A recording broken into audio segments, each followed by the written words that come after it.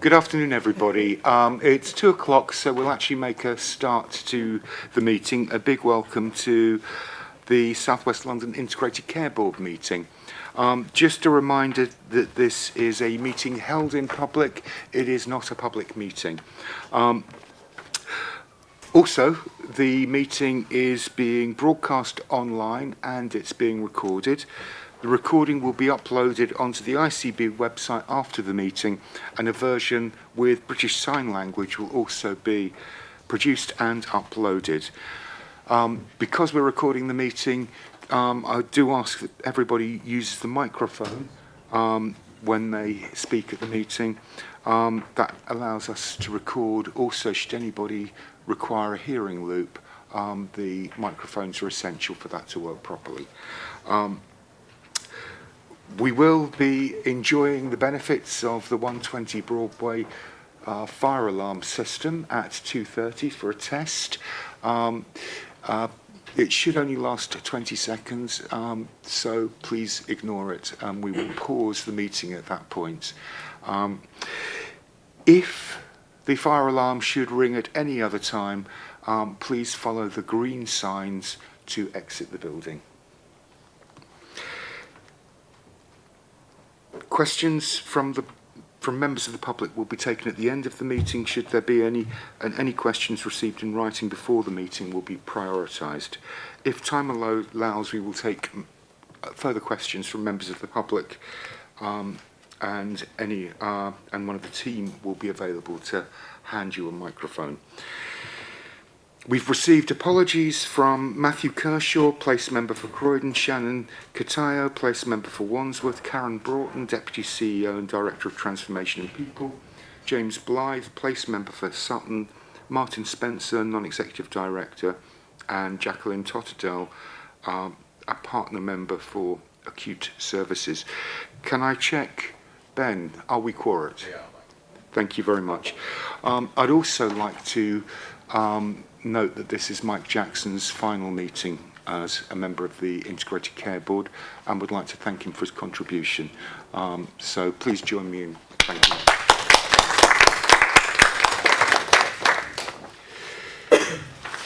We'll now move on to declarations of interest. There is a full declaration of interest in the pack of papers. Can I just check that there are no additional declarations of interest which members haven't registered at this point? No, thank you very much. If we can note the register of interest. Move on to the minutes of the 17th of July for approval. I'm not going to do a page turner here, even though they are very exciting, but can I just check that people are content that these are an accurate record of the meeting? Thank you very much. Thank you. So we will approve the minutes. I'm going to ask Sarah to talk us through some decisions the decisions that have been made in other meetings. Sarah. Yes, so the part two at the last board made a decision to approve the award of NHS core contracts under the provider selection regime. That is commercially in confidence, but we have done that now, and we're reporting that back through this meeting.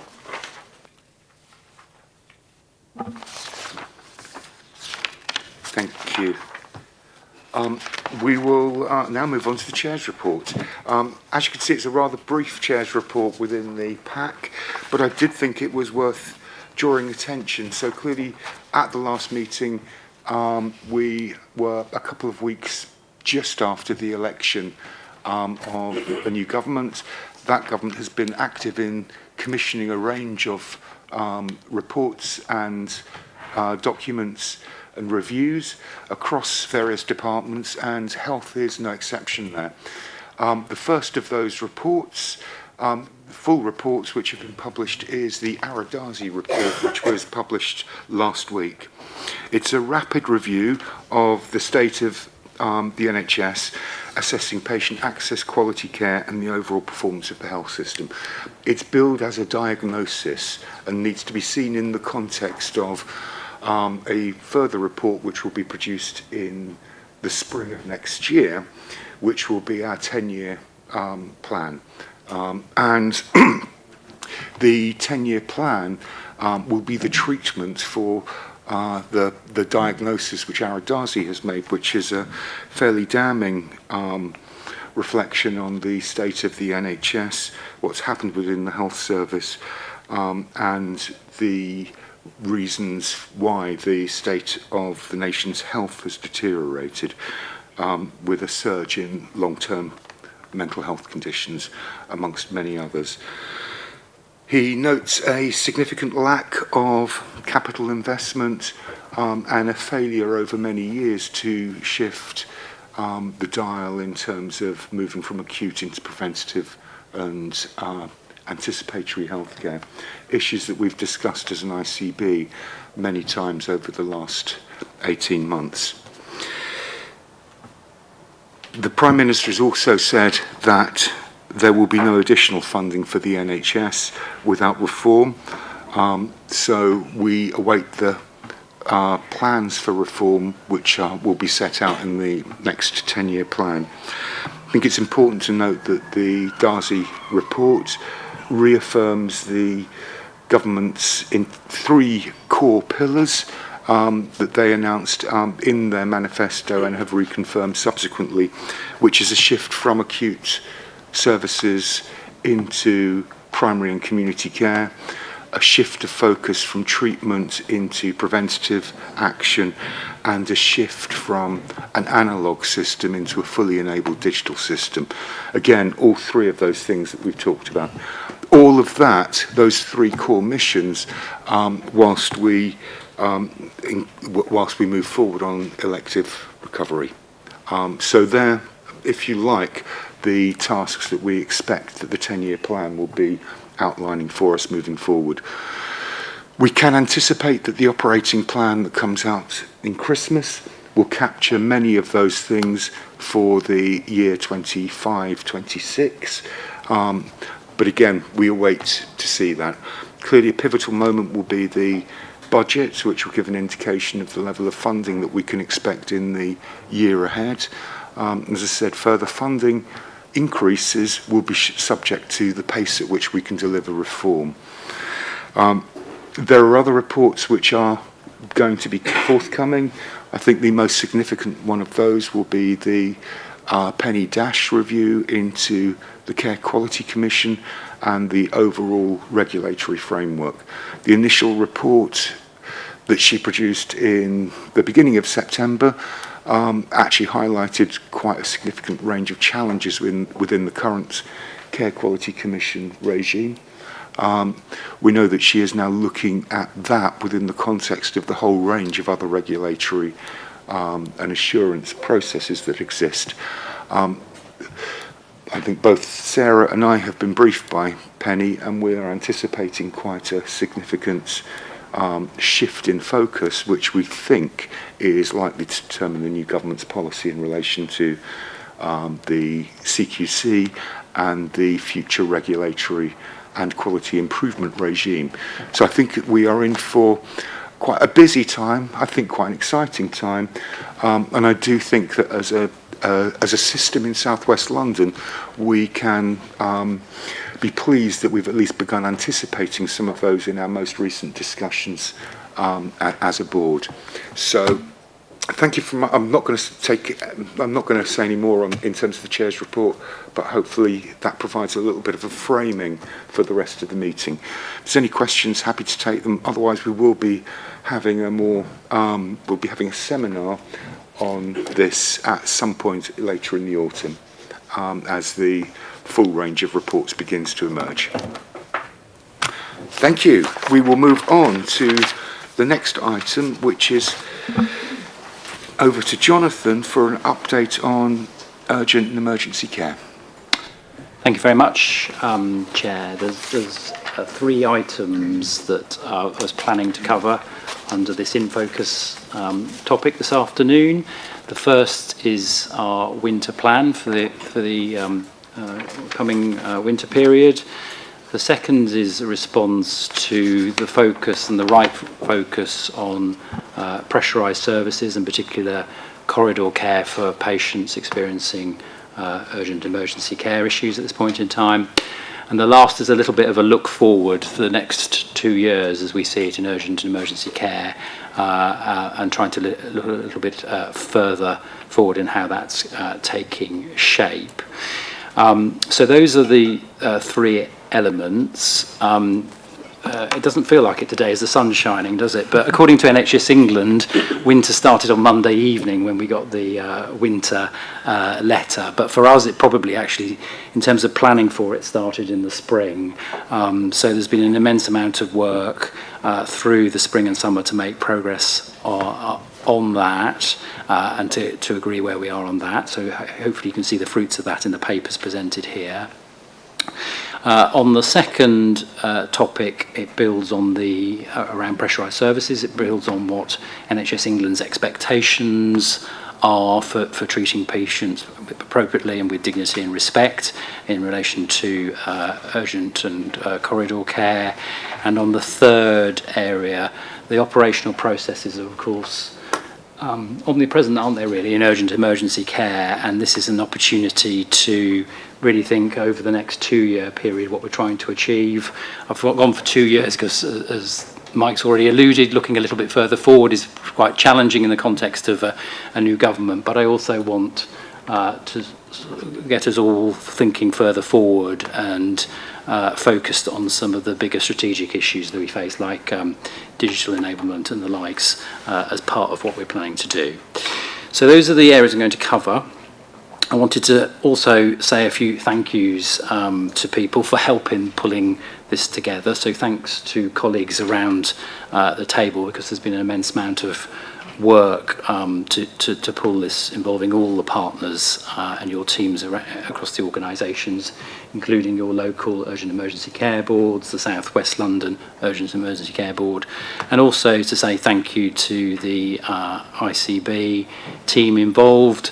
And I'm pleased to say we've got Alison Perfo in the audience this afternoon, who's been the interim Urgent Emergency Care Director, and we've also got Lisa Hayward, who's just started as the new UEC Director.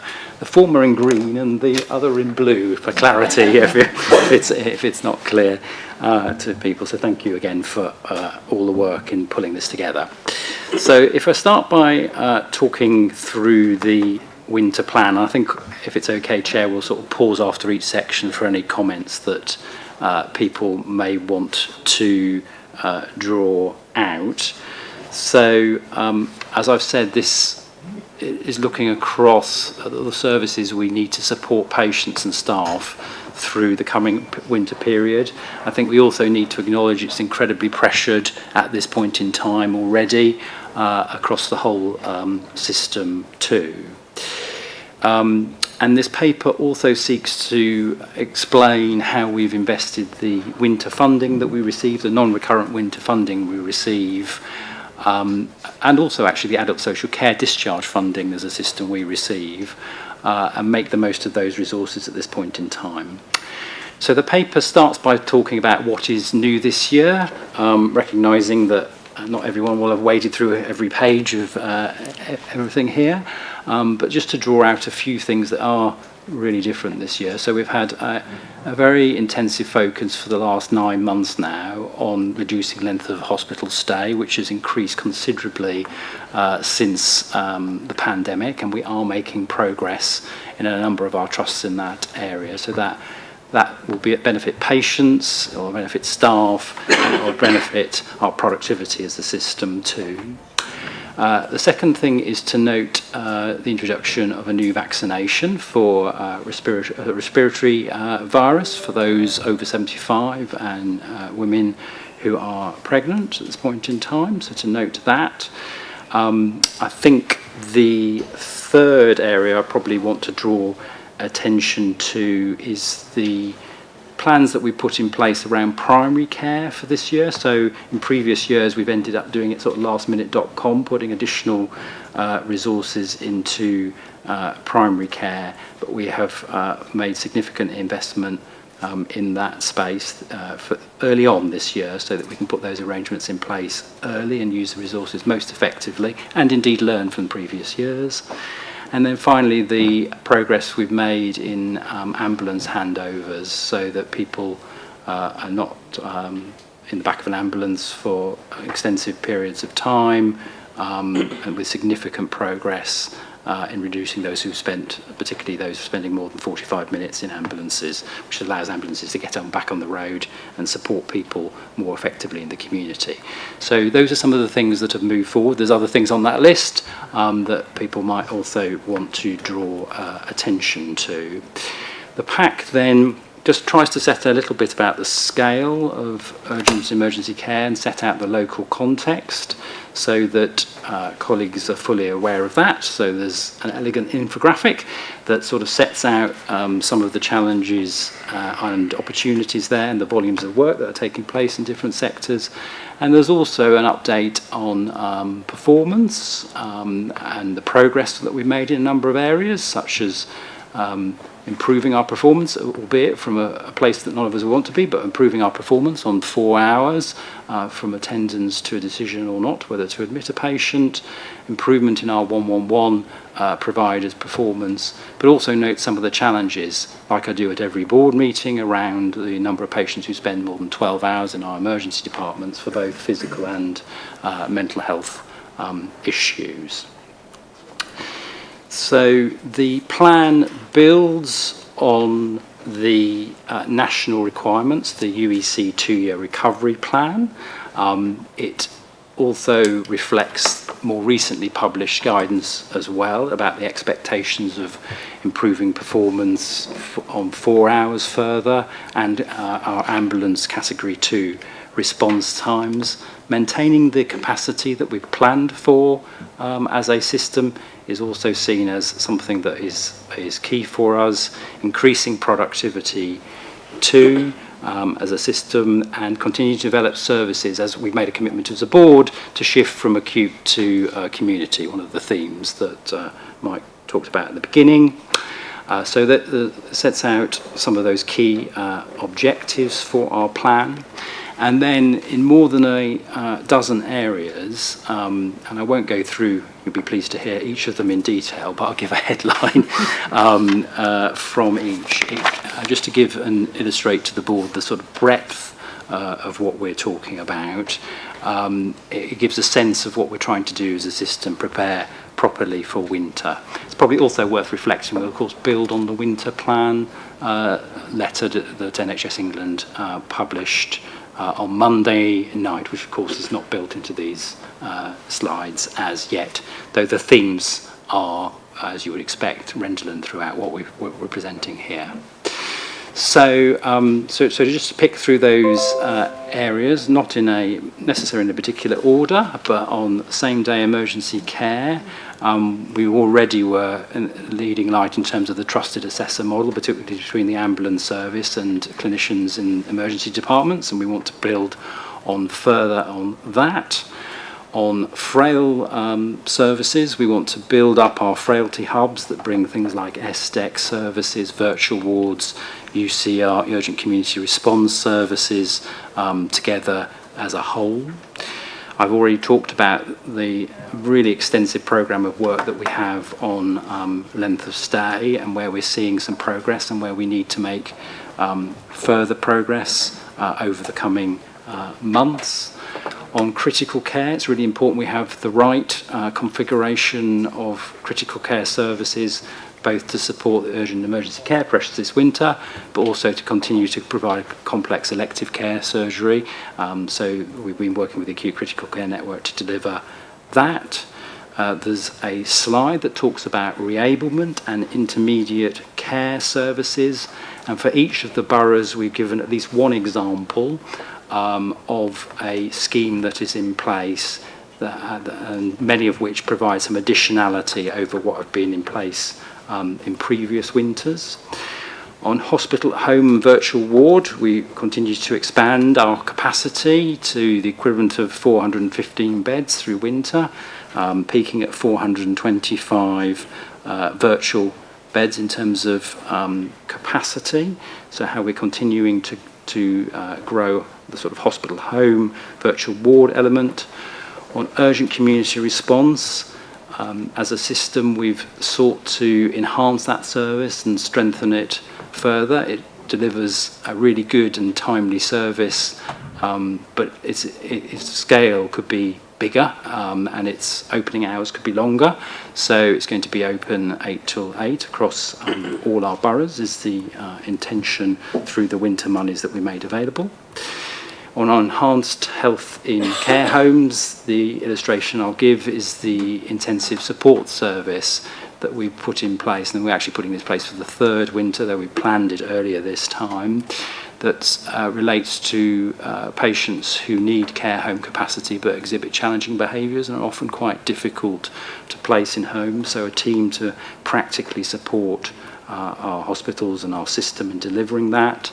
And we've also invested for the first time in some initiatives around end-of-life care, particularly helping primary care and some of the assessment capacity that we would like to put in place to support end-of-life care too.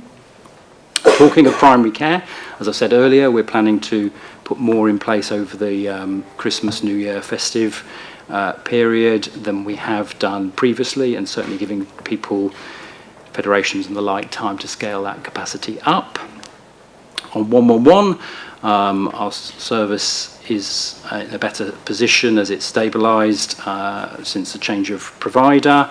And the key feature there will be continuing to recruit the key clinical and non-clinical staff and build some new aspects like the mental health first aid advisor roles in 111 service. I've already talked about the new respiratory vaccination, but to remind people about the COVID and flu vaccinations for the year ahead, and that's a very practical example of prevention that is very, very cost effective. So a really important thing for us to be on the front foot for early.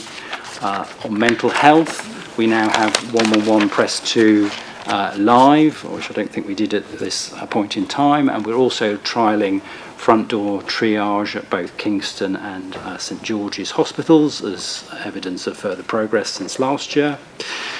As a system, there are clear expectations in the winter letter about how we coordinate our work, and we have a system coordination centre that works 24/7 to join the dots, and where there are issues that require escalation to manage those well, and the paper touches on that. And of course, as ever, we're nothing without our workforce, and there's a slide that sets out some of the proposals and plans to support what our staff are experiencing, real pressures in an incredibly challenged environment, and looking after their mental and physical health through this period and providing support. For all of those, we've also set out challenges and risks. We all know how incredibly difficult this winter period is going to be. That's ahead for us in the slides. And then we also set out some of the communications and engagement plans, including the element that those of us at the last board meeting will remember Charlotte and colleagues from the voluntary sector so eloquently set out around the winter campaign. So there's some further illustrations of the work that we're doing in that space too. And then finally, there is detail of the winter funds, how we've spent time thinking about how we're going to invest these since March onwards. We've been very careful to reflect on these through local UEC boards so that everyone's had a chance to input, through the South West London UEC board, to reflect with the integration director the alignment with the adult social care discharge fund, and to reflect on trust plans to deliver length of stay reductions, as we've asked trusts formally for length of stay reduction plans. So we try to carefully triangulate what we're doing with the priorities at this point in time. And as I say, it's a complementary aspect. There's a slide on the Adult Social Care Discharge Fund that is formally signed off through Health and Wellbeing boards, but it sets out some of the process and governance to try and ensure we use that funding effectively. And the appendix provides a little bit more detail on that. So hopefully colleagues feel it's a really comprehensive package for this winter. It won't mitigate all the challenges and risks that we all collectively will face. Keen to think here if people feel we've missed something or there's something we could further hone and refine. and look to the board after some reflection hopefully for some endorsement of the winter plans. Thank you. Thank you very much. And at this point, I would normally go to your co-chair or co-SRO, Matthew Kershaw, but he's actually at his own other board meeting today, so we won't be going to him. But the government's focus is naturally on the acute hospital end. I will come to primary care because clearly that is a key part of this. But Joe, as Chief Executive of an acute trust, I wonder if you'd like to comment, because I know that you've been closely involved in working on this and your team have as well. Yeah, no, of course, Mike, and it feels like we've been sort of in winter and planning for winter for most of this year, so it's a sort of continuation of a theme. Certainly within our hospital we've got an extensive programme of work around our ED department as well as flow throughout the hospital, and what we're also doing is working really closely with our local partners under the auspices of our Reset Urgent and Emergency Care Board across both Kingston and Richmond, where we've recently walked through our preparations for winter. Jonathan's referred to a letter that arrived with us earlier on this week, which we need to reflect on further. But we've been working closely with partners, not just focusing on what we can do within the four walls of the hospital, but also thinking about what more we can do to augment what most importantly goes on outside of hospital. We've got a particular focus on frailty anyway, but we're going to ramp that up over the course of the winter. We're looking to see whether we can do more, and we think there is potential to do more around our virtual ward and giving that more of a sort of out of hospital focus, which I think would be really positive.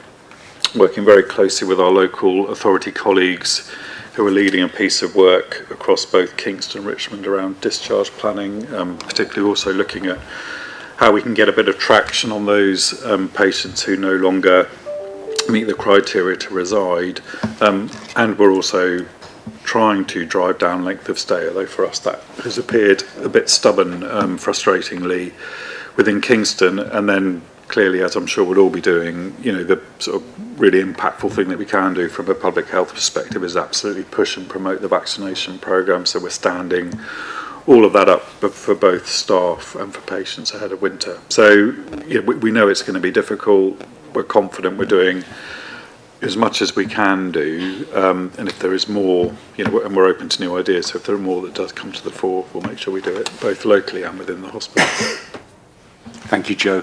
I'm going to stay, Mike, I'm aware that you want to come in, but I'd just like to sort of stick on the trust side, then pick up on the primary care point, and then I'll bring you in, Mike, if that's okay. So, Vanessa, clearly we're putting £1.3 million into mental health services as part of the winter plan, and a key anticipated outcome from that will be the reductions in length of stay in ED departments for people with mental health conditions. I wonder if you'd like to outline the thinking behind that and how the anticipated level of benefit. So I think as well as focusing on winter in the ED departments, we focus on winter for mental health patients per se, because it's not just the patients that are waiting in the ED departments that we will focus on, it's the patients that are waiting across the community to prevent them from coming in. We have had positive input from the 136 hub suite, which has reduced the number of people presenting and requiring that intervention, which is really important because it's least restrictive practice for our patients, much better outcome for them, but it also reduces pressure not only in the ED departments but also for our police colleagues as well.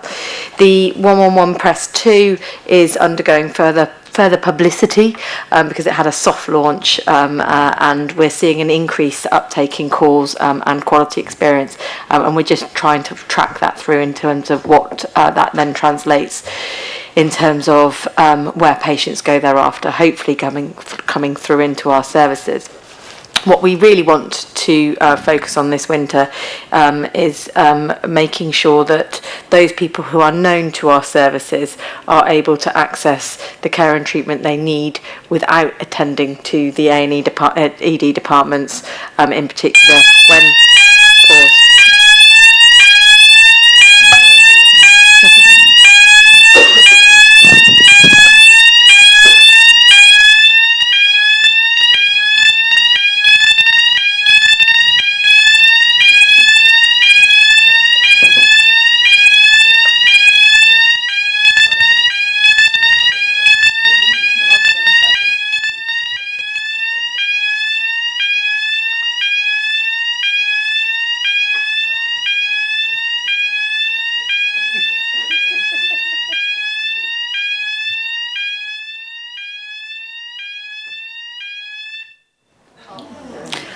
And it's always as soon as someone gets up that the alarm goes off, isn't it? Sorry. So the main piece of work that we are doing to support flow through the system is improving the length of stay work within our mental health service provision, because actually timely access to beds is critical to supporting that flow.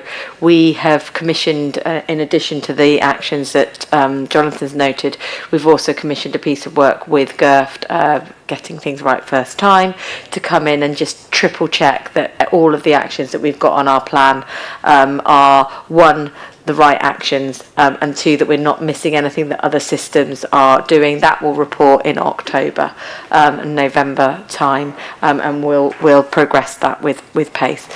Other than that, I shall pause, and I'm very happy to take any questions. Thank you for that. If I could go to our colleagues from primary care, and if I could go to Nicola first, and then Annette, you may want to add something afterwards. Yeah, thank you. I would really like to welcome the additional kind of advance warning and the planning that enables us to do in primary care for the winter, because we've learned now that actually we can do it even better. We do a pretty good job of doing it at short notice, but we can do it even better when we have advance notice, and those appointments are really critical in the system in the winter. But just more broadly, really, and you'll have heard me say this before, Jonathan, I think so, your fantastic infographic on page 33 just demonstrates the order of magnitude impact. 700,000 per month GP appointments. When a small thing doesn't work very well in general practice, the impact that kind of skitters along the system can often be in the urgent and emergency care system. But it works the other way around as well. If our urgent and emergency care system doesn't work well, then general practice is unable to be as effective, and it's a two-way thing. So I think it really speaks to the kind of the pointers that we've got in the Darcy document, which says this is where we really need to focus our efforts. We can have very, very, very good urgent and emergency care, but it's not going to be as good if our general practice and wider primary care doesn't work as well. So I'm kind of looking forward to the next bit, but great so far for this winter, so good, thank you. Fantastic, thank you. Annette. Thank you, Mike, and I echo everything that Nicola has just said. Just to say, in addition to that, I think primary care is gearing up for a big vaccination programme. I hope we don't have too much vaccination fatigue this year, because I know with COVID, doubled the number of vaccinations, but the RSV vaccination is going to be really key. Likewise, I think something we could look at for next year would be working with public health colleagues to look at how we might increase the uptake of pneumococcal vaccine. I think that's a really important pre-winter thing to do, and we don't have to do it only pre-winter because the vaccination lasts a lot longer. So you can do that in the summer months when you're not so busy with all the other vaccinations. So just a little punt from me with my respiratory interest there. We're looking locally in Kingston and Richmond, particularly at how we can enhance the effects of some of the other things that we're doing as part of the UEC work by bringing in primary care where it makes sense, and particularly also looking at rolling out a proactive care model into our care homes, which hopefully will help to further support some of the efforts in the winter. And I think really nice, as Nicola said, to have that funding up front and earlier. But as we've said, it'd be very nice also to start thinking over the next year how we can enhance that even more, enhance even more what we can do in primary care by putting some more resource in. Thank you. John, did you want to come in on the vaccination points? Yeah, thank you, Chair. Can I just echo that the conversation so far? I think we're having a different conversation to 2 years ago. We are talking a lot about primary and community care. 2 years ago, I think virtual wards were something we didn't really understand what they're going to take off, and now we can see we have a programme that's much more developed, which is fantastic. Really welcome the early signalling of investment in primary care, because I think that will make a difference in terms of GP appointments. And I'm pleased that we're able to talk about immunisations and vaccinations. Just to say, I know it's just one slide, but rest assured we're coming to board in November with a comprehensive update and stroke deep dive onto the whole immunisation programme in South West London, which will hopefully give us some pause for thought and thoughts about optimism. So that will be coming in November. But just to pick up on Annette's point about vaccine hesitancy and vaccine fatigue, they are real things. It doesn't just apply to COVID and flu, it applies to everything, which is why we're working closely with our comms colleagues to think not just about communication, but more importantly engagement. And some of the elements of the Winter Investment Fund going forward is about how we're going to work with voluntary and community sector to deliver these, or encourage people to get immunised as opposed to just to immunise them, because I think that's a trust piece that we're continuing to work on where we'll get the real gain. So more update on the comprehensive programme that is immunisations, which we've already had that conversation at SMT, and we'll finesse that for board in 6 weeks, 8 weeks time. Fantastic, thank you for that, John. That will be really, really helpful. Sarah, I will be coming to you because I want you to pick up a little bit about the communications around vaccines, but more generally with the public about the sorts of services that we have, and we know that the voluntary sector plays a vital part in that. But Mike, if I could come to you, because the local authority perspective is really, really important here. Thanks, Mike. Well, I mean, like everyone else, I do welcome the focus on keeping people well and avoiding admissions. I think everyone has said that. I think my plea is when the pressure's actually on and the numbers are going in the wrong direction, we need to retain that focus, and it may be that we need to do even more of that. Not do what we all tend to do, which is then start to focus on the discharge end, which is important, and we do need to do that.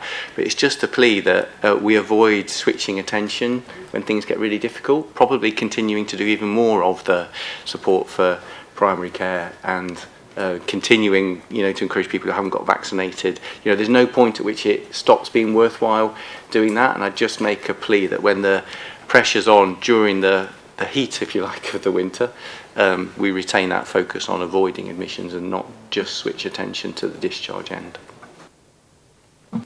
Thanks, Mike. Thank you. Sarah?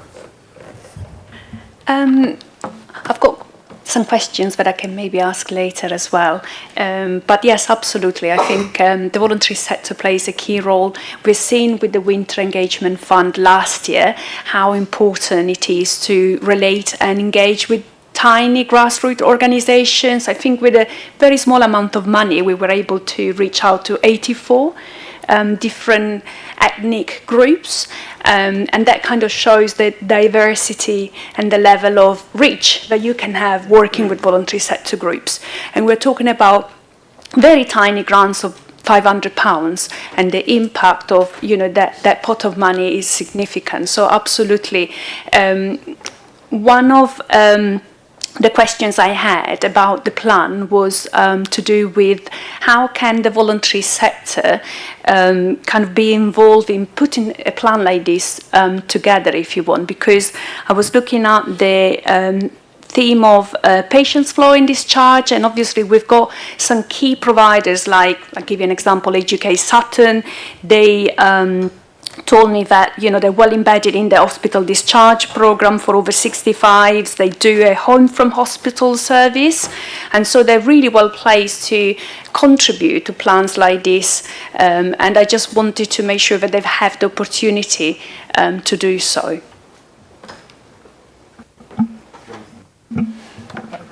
Just to thank you, Sarah, for the question, because it's so important what the voluntary community sector do to support us. And I think particularly around, Mike told me not to hark back to discharge, now I'm going to talk about discharge, but particularly around that, the role that organisations like Age UK play, the role that the Red Cross plays in Croydon, I know as an ICB we spend over £2 million a year on those voluntary sector organisations because we see them as such a key part of what we need to do, and I hear there's an offer to do more, so maybe outside here we can think about how we build that in to our plans going forward.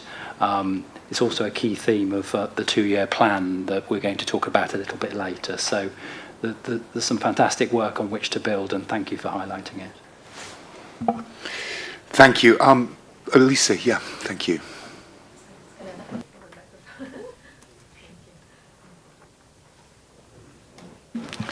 Just to build on Sarah's point about engaging with the voluntary sector to reach communities, we've been at HealthWatch have been doing some work with GP practices and have heard that they would like more standardized information with public health messaging, especially messages that are already ready to go out in easy read or in various languages. So it's just one request I'd like to raise. And the other thing is the 2-year plan references working with HealthWatch to gather people's experiences around the implementation.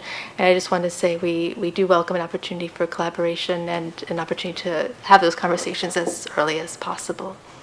Thank you.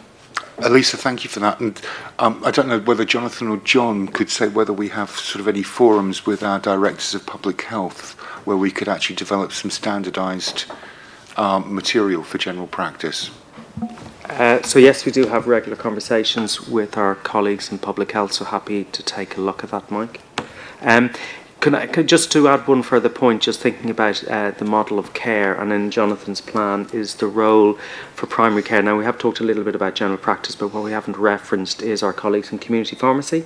So we're doing a huge piece of work in community pharmacy, building on some of the work we did last year. We obviously have Pharmacy First, which is a national initiative, which we've rolled out successfully across South West London. And in addition to that, coming down the track is the independent prescribing pathfinder sites, which we've rolled out, starting particularly in Sutton. So this is about supporting community sort of services, whether it's primary care or general practice, to offer greater availability of services for our patients to augment what general practice does so well and is delivering so well. So I wanted to reference other partners in that community space. Thank you. Thank you. And one thing I just wanted to note, Jonathan, because I am really pleased that we are featuring virtual wards, which John highlighted that a couple of years ago we probably wouldn't have had those in our winter plan. We have the largest and I think the most well-developed virtual ward programme in the country. I think that's something we can be hugely proud of. John and I are meeting up with the Tony Blair Institute soon to showcase the virtual wards, which I think is an indication of South West London's achievements in that space. So I'm going to ask people if they endorse the plans and the associated investment to support South West London system ahead of winter, seeking to develop a safe standard of care for our patients over this period. We're going to look at the assurance aspects and the 2-year plan aspects next, but just to are people content with this as the plan for the year ahead and the way in which we're choosing to allocate the funding? You've got your endorsement, Jonathan. Now, if you could tell us a little bit about the assurance process, which I think is sort of fairly straightforward, and then we'll move on to the, we'll endorse that hopefully, and then we'll move on to the framework for the next 2 years. Yes, conscious there's a lot of ground to cover here in these slides. So I think hopefully colleagues have had an opportunity to look at the rightful and appropriate focus that NHS England has cast on pressurised services, and particularly on corridor care and patients' experience of corridor care. I think it's really important to start by saying that waiting times, as we've talked before, are unacceptable for patients at some time, and that people are living and breathing that experience regularly. Not all the time, and not all in all places at all the time, but regularly. And obviously, that's not the sort of service and the position we would like to be in.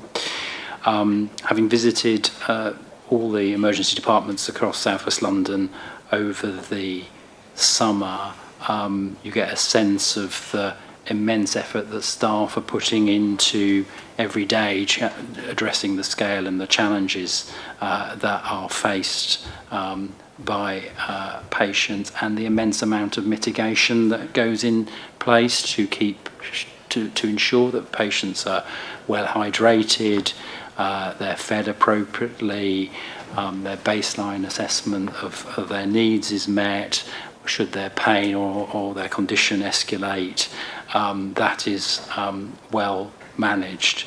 But it's also important to acknowledge that it's sometimes quite difficult to deliver what we would all want for our own friends and family around dignity and respect for patients who are in corridors, or to provide access to washing and toiletry facilities in the way that we would like. So I think the Prime Minister described it as broken, not beaten, didn't he, recently? And certainly some of that rings true given the scale of challenges that many patients and indeed the staff supporting them experience at this point in time.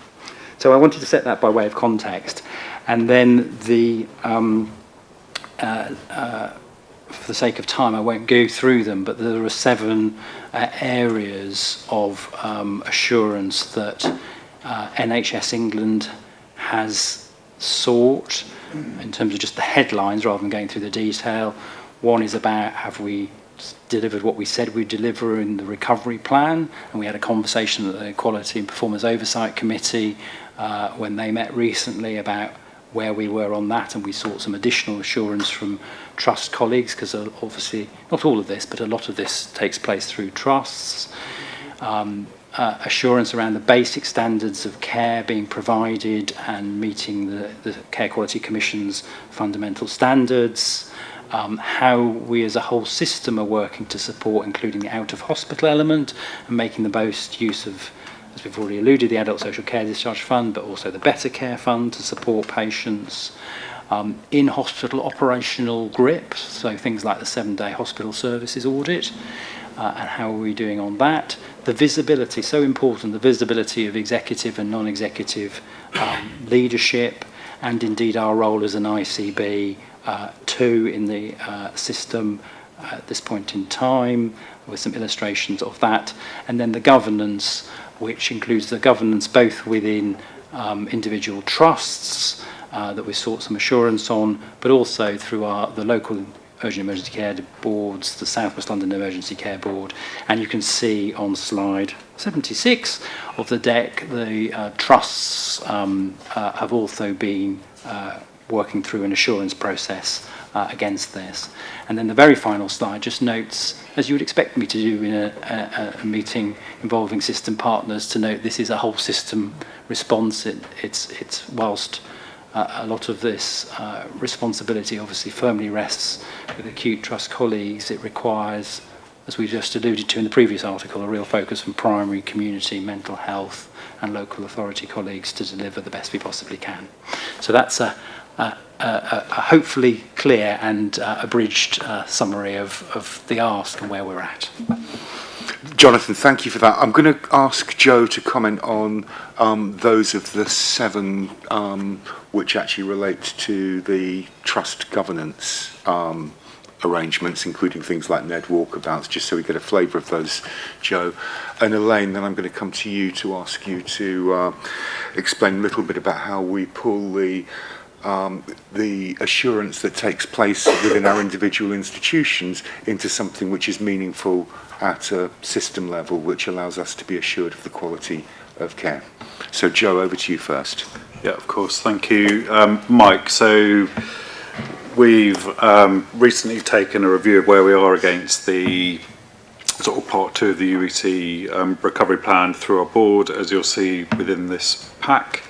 We have regular NED walkabouts throughout the trust, but there's a particular focus at the moment on ED, given the sort of feature that is corridor care that's been with us for many months now. So there's an acute focus on maintaining safety within the ED department. So it's a regular place that is visited in the trust as part of programmed, non-executive as well as governor walkabouts, and that all feeds into our quality governance process.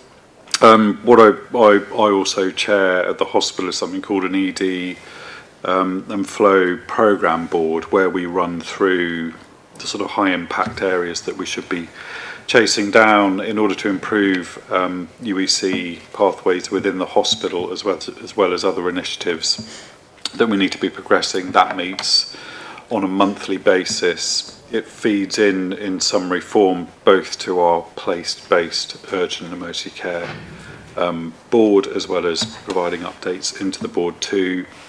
We've got a fuller update going to our board next week, and we have a regular standing item around what is happening within the ED department as part of our Part 2 agenda, and that will continue to be the case until we're in a place that we can tolerate, because I don't think any of us are comfortable with the situation as it currently is. So this is a really top priority for us and has a lot of visibility. Thank you, Joe. I think that's really helpful to get a flavour of the assurance that happens within individual institutions. Elaine. Thank you, Mike. I think I'd like to echo Jonathan's comments in terms of saying a thank you and a congratulations to our clinical colleagues in our acute trusts.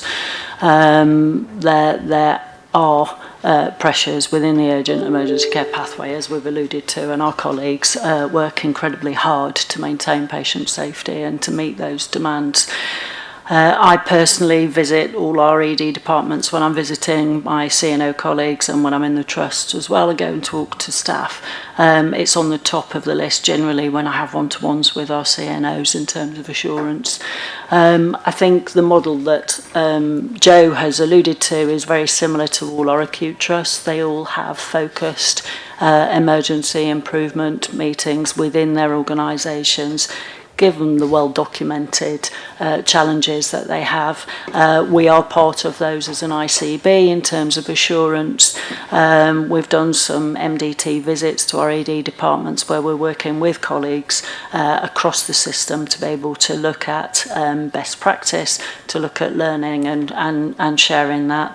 So I think we're in a good position in terms of knowing what's going on and supporting across the system for urgent emergency care. I think it's something that we talk about a lot at the Quality and Oversight Performance Committee, as well in terms of seeking assurance and being clear where we are, because we are aware of those challenges and potential risks, and the mitigations are in place. Mercy, did you want to add anything on that as chair of that committee? No, I think Elaine has summarised it really well.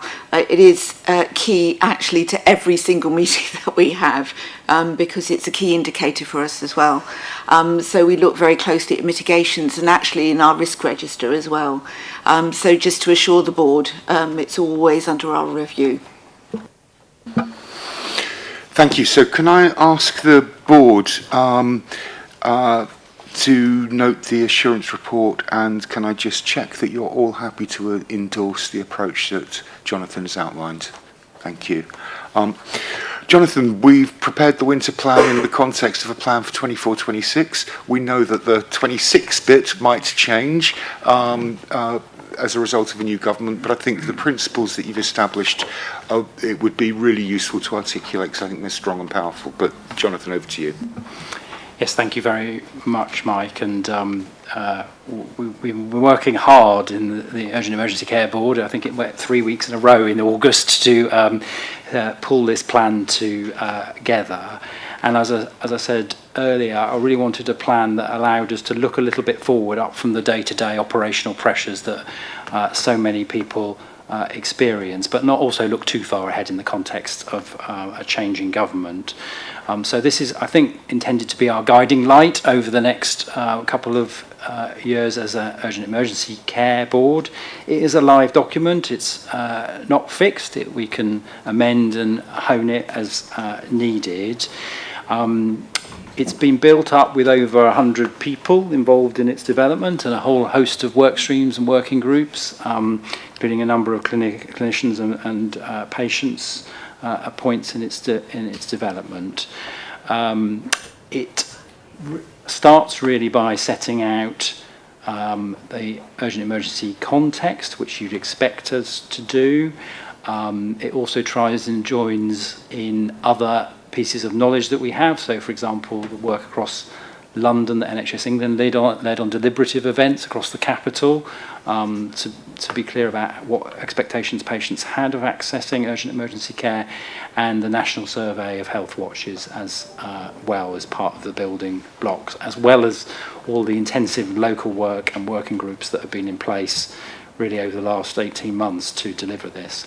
There are 4 themes that we agreed with those 100 people. So accessing urgent and emergency care, patient flow and discharge, supporting and developing our workforce, and productivity and efficiency. Probably none of those come as any surprise. We've set some key outcomes that we would expect to achieve over this 2-year period, and against each of those themes we've tried to identify the key areas we will want to make some progress in. So just picking theme 1, given time, and just some early headings. So the first heading about equity of access to urgent and emergency care. So looking beyond the immediate pressures to thinking about what we should be doing to address health inequalities as a system in terms of accessing emergency care. Or the second point on that slide, building on 111, but also thinking what more we could use through digital technologies, both at the front doors of hospitals, using the NHS app, and through 111 to support people in decision making. So hopefully it's a natural and logical build on the winter plan that we spent some time talking about earlier. If I had more time, I would go through each of those areas in some detail, but I'm hoping people have had an opportunity to read and absorb and feel that we're broadly on the right track, and if not, then please course correct. I would note the work on workforce and how important I think that is, given the issues that we've just been talking about, how really difficult it is for frontline staff at this point in time, and actually bringing to some of those life some of those words around workforce, which we often talk about and then struggle to practically implement. And I'd also note the work on productivity and efficiency, because keeping people in hospital is obviously not normally good for them, but certainly isn't good for our financial health as a system too, and there's a real focus in this work on that. We set out some key measures of success. They're all the usual, for those of us who live and breathe NHS performance standards. There's a lot of those that you will be familiar with, but I think we're trying to develop some beyond that around patient satisfaction, staff satisfaction too. And then the final 2 slides said we've asked the leads of these work streams to say, so how are you going to start implementing this? Overseen by the UEC board for South West London, but how are you practically going to start taking steps forward in these areas?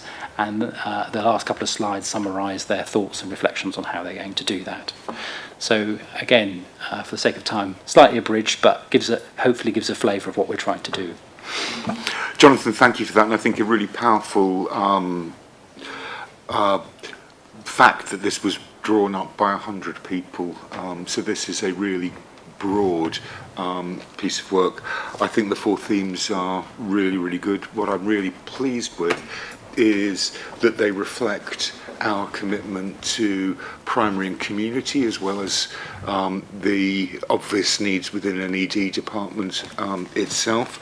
I thought that was great. That was reflected in both the access issue, but also in workforce and the productivity and efficiency section. So it felt very, very good. And this is a great framework for moving forward. I think there are further things we could hang on it.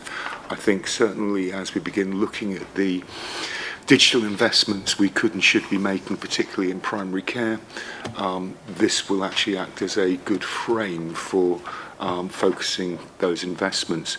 The final thing I'd say before opening up this to questions and comments is in my visits around all of the ED departments across all 5 of our hospital sites, there's probably only one which I think is fit for purpose. The rest are from poor to shocking in terms of the adequacy.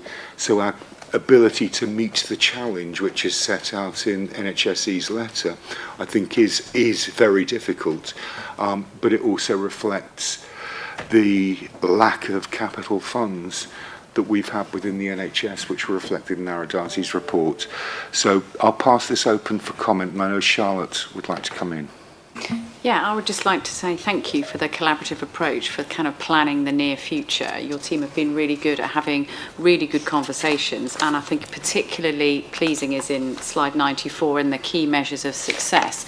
We're talking about, clinical outcomes and performance outcomes, but we're also talking about patient satisfaction metrics. And I think, for us who are out in communities, that's really important. So how someone is clinically and how the performance is and the time is really important, but how patients feel about their treatment, I think it's really good to see that it's in here and that we're going to work with Health Watch to make sure we get that independently. So it's a thank you, because I think it's difficult to look ahead when the day-to-day is so busy. So pleased about that. Are there any further comments or points of clarity that people would like to make in relation to this?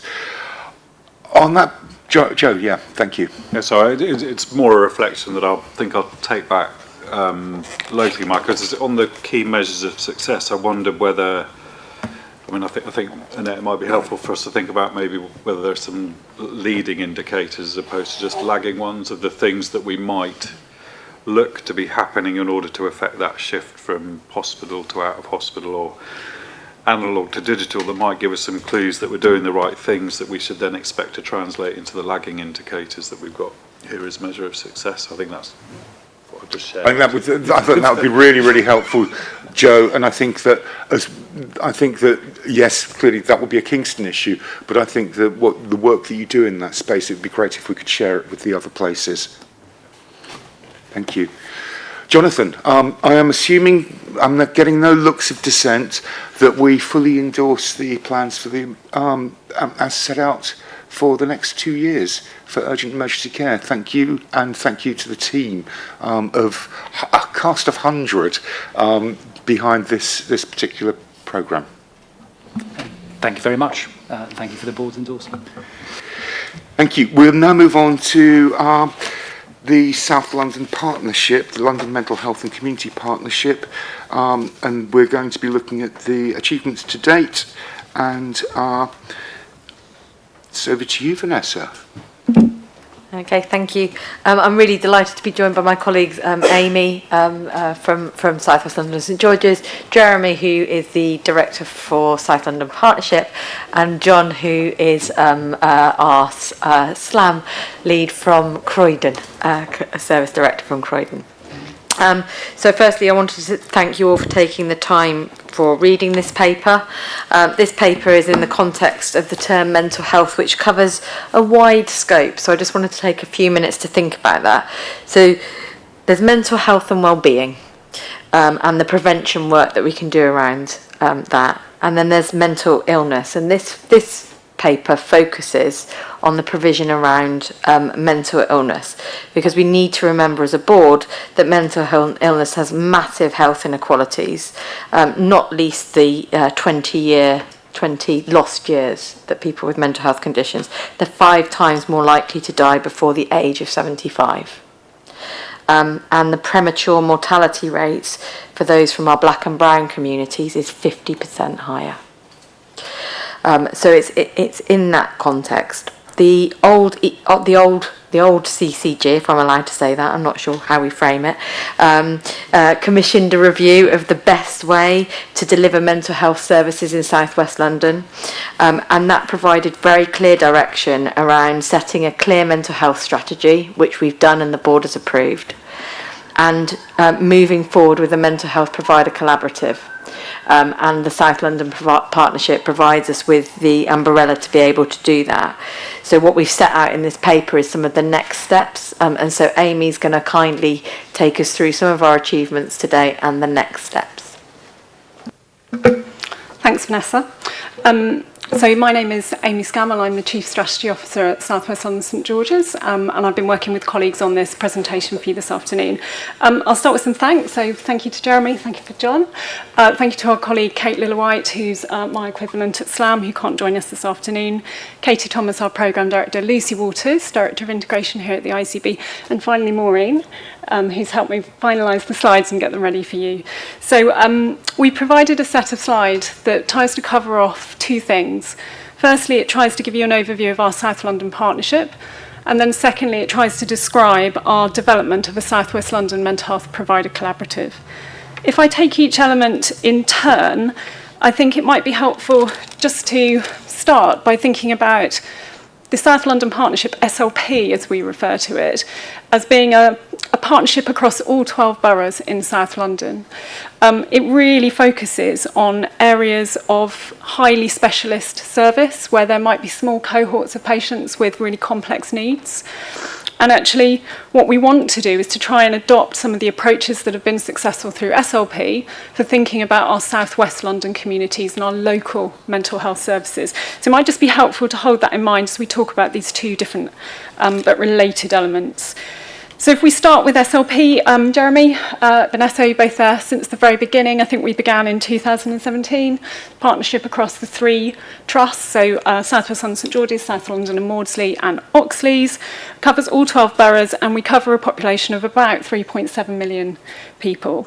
The broad intention has always been to raise the voice of mental health and to really be able to advocate for those with mental health conditions. We started off with work around new models of care and forensics and CAMS, and we've now got 7 programmes, and we cover a whole range of different issues. You can see within the pack we now have a really formalised governance structure, so we have programme boards, we have a chief exec chaired monthly portfolio board, and we also have a committees in common structure. We now also cover about £180 million worth of delegated commissioning budgets, both from NHS and this ICB, but also South East London ICB. And we've included in the pack some of the successes that we believe we've had and the differences we've been able to make. Not all of those are just related to quality. Quality is the driving force of this work through clinical leadership, but you will also see that we've been able to make reinvestment into wider mental health pathways. So we've been able to become more efficient at how we deliver those services to service users across those 12 boroughs. We've also included in the slide deck a recognition of the challenges, because partnership working is hard. It's enormously rewarding, but it is really, really challenging. And so actually a number of the challenges that we sort of face are live and continue to exist. So that might be around time and capacity to dedicate to building relationships and resolving challenges. It might be around finances. So we know that some of our programmes are pressured. It might be around being able to meet patient needs, because population and patient need is changing, and we see that where we have patients with higher acuity or with more complex needs coming through to our services, that we need to therefore adapt our provision. And then finally, it can be difficult to balance all the elements of quality at times. So there are challenges that we work through, but actually collectively, I think we're pretty successful at rising to those. Finally, we've just offered some thoughts, really, around what makes the South London Partnership successful. And I think if I was to boil it down, others will have their own views. It's probably the relationship between the three trusts and this really positive leadership structure that we have in place, and the fact that we are clinically led through our programmes. So that's our summary of our SLP work, and I know we're really happy to take questions on that when we conclude. The second section is around developing the mental health provider collaborative in South West London. I guess by way of background, we've got a really strong foundation in South West London for collaborative working. We've been really, really fortunate in that we've jointly produced and published a South West London mental health strategy, and you can see some of the core elements within the pack. We've also got a partnership delivery group for mental health that Vanessa chairs. That's been in place for 2 years, and it has good representation from across health and care, the voluntary sector, and our local places. So again, a real partnership approach to trying to identify the priorities for South West London and tackle those as we move forward. We believe that focusing on a mental health provider collaborative in South West London will allow us to do 3 or 4 key things. The first of those is to think about standardisation across our 6 boroughs and tackling unwanted variation. So that should mean that wherever you live in South West London, you will know what services you will be able to access, and those services will be available to you based on the needs in your communities and in your boroughs. We want to be able to bring people together to design those services and to think about how we meet need in the most effective way. We also want to think about how we allocate resource.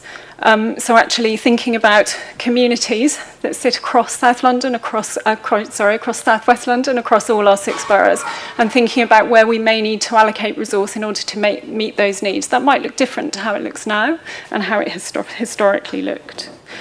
And then I suppose we've included also a few sort of the next steps around this work, and I hope that gives you a sense of how we're trying to progress this.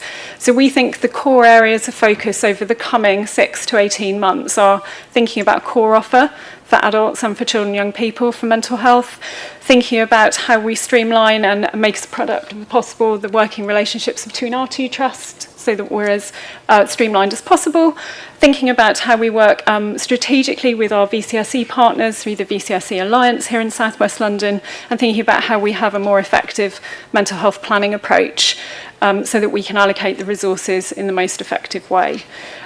We've also included in here a sort of a live example, if you will, at the moment of how we might be able to jointly work around an area that many people are very passionate about, suicide prevention. And so I think that, again, gives you an opportunity to think about how we can bring people together collectively to focus on work that's important for our communities. And finally, the last inclusion is really to say that the Mental Health Provider Collaborative in South West London can neatly, we think, be hosted within our SLP structures, so can report into both our SLP boards, but also up into the South West London ICB.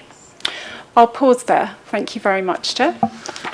Thank you. Vanessa, did you want to sort of say any concluding remarks? Because I think we can be hugely proud of the South London Partnership and the work that the teams have done across the 3 trusts in working together and driving forward what is, I think, one of the most successful collaboratives in the country.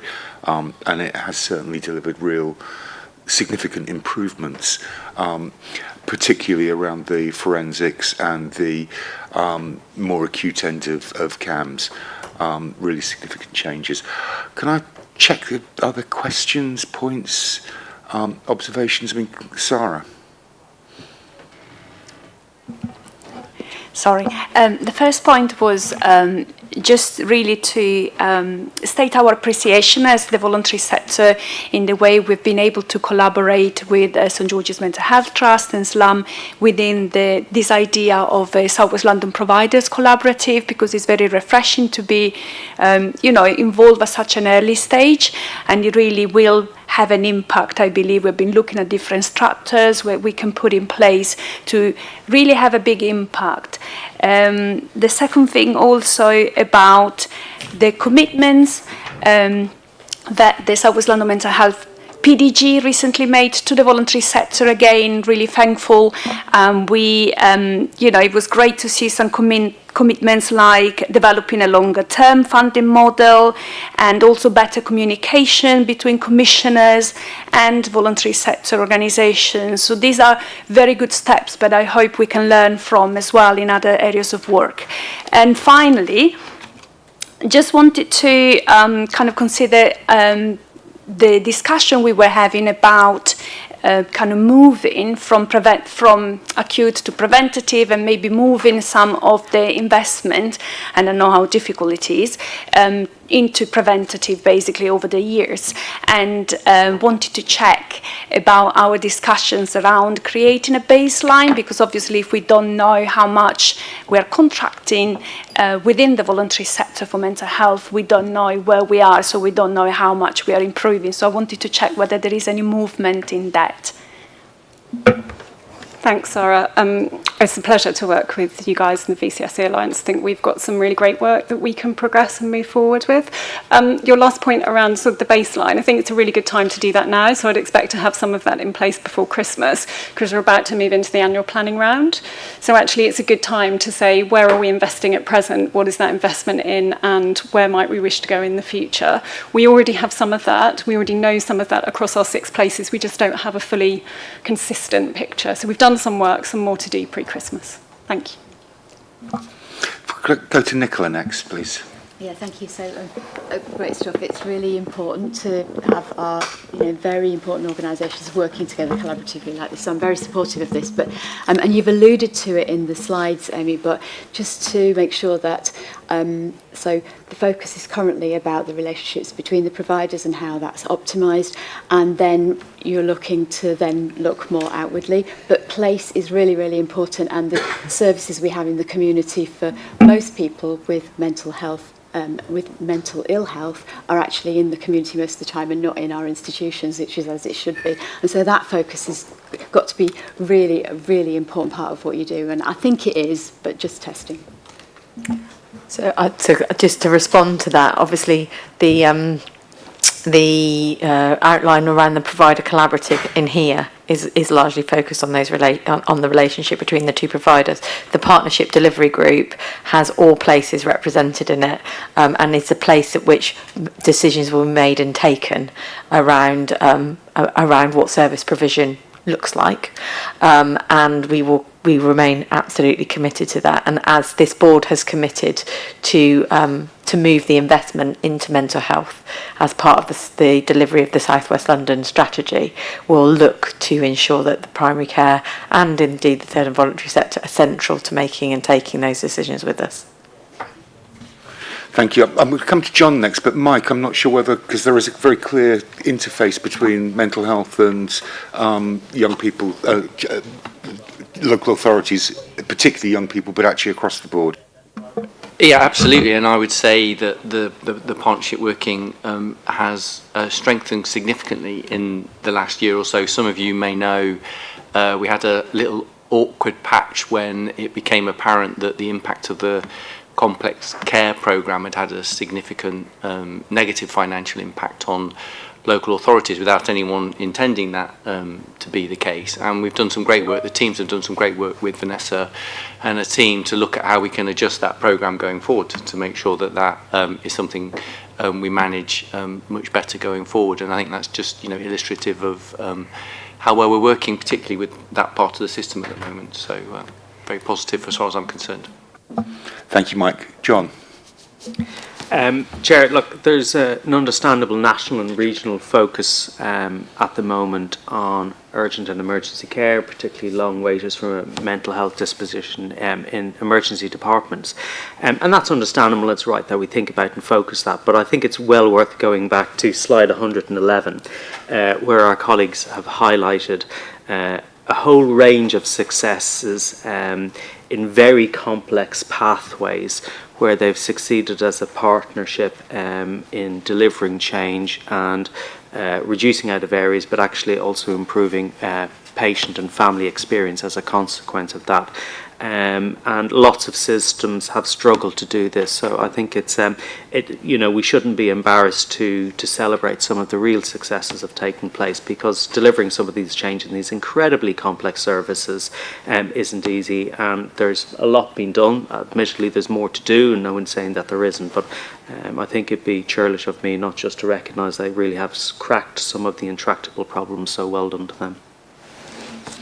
Thank you. I wonder if we could maybe say a little bit more about the 30-odd% reduction in 136, not least because we know that there is a real drive, and we are very committed as an ICB to reduce the incidence of coercive mental health care. I can say a little bit about that, Chair. So I'm Jeremy Walsh, I'm the Director of the South London Partnership, and I think this is an example of great collaboration, and in fact collaboration between colleagues at South West London St George's, John representing South London and Maudsley, and actually colleagues at Oxley's, and together we thought about the needs of South Londoners, particularly around these 136, and we've worked together to develop a central hub that responds to the Metropolitan Police whenever and wherever someone is experiencing a mental health crisis in the public. And I think that work that we're doing together and are continuing to work together will drive benefits for South West London. And colleagues actually this week were up in Manchester shortlisted for a HSJ award around the achievements that they've made in this area. And I think we can build on that going forwards. That's really, really helpful. I've got one question myself. In my regular meetings with Richard Douglas, the chair of South East London ICB, we've discussed, and I think the quartet with the two chief executives alongside the chairs have also discussed mental health in sort of a broad sense, because clearly the South London Partnership covers both of our ICBs, but we both currently have separate mental health strategies, which I know from a SLAM point of view is particularly challenging, as you are in both of those, both of our ICBs. Are there any things that you would want us to be looking at in that space as two ICBs, things which cause frustration?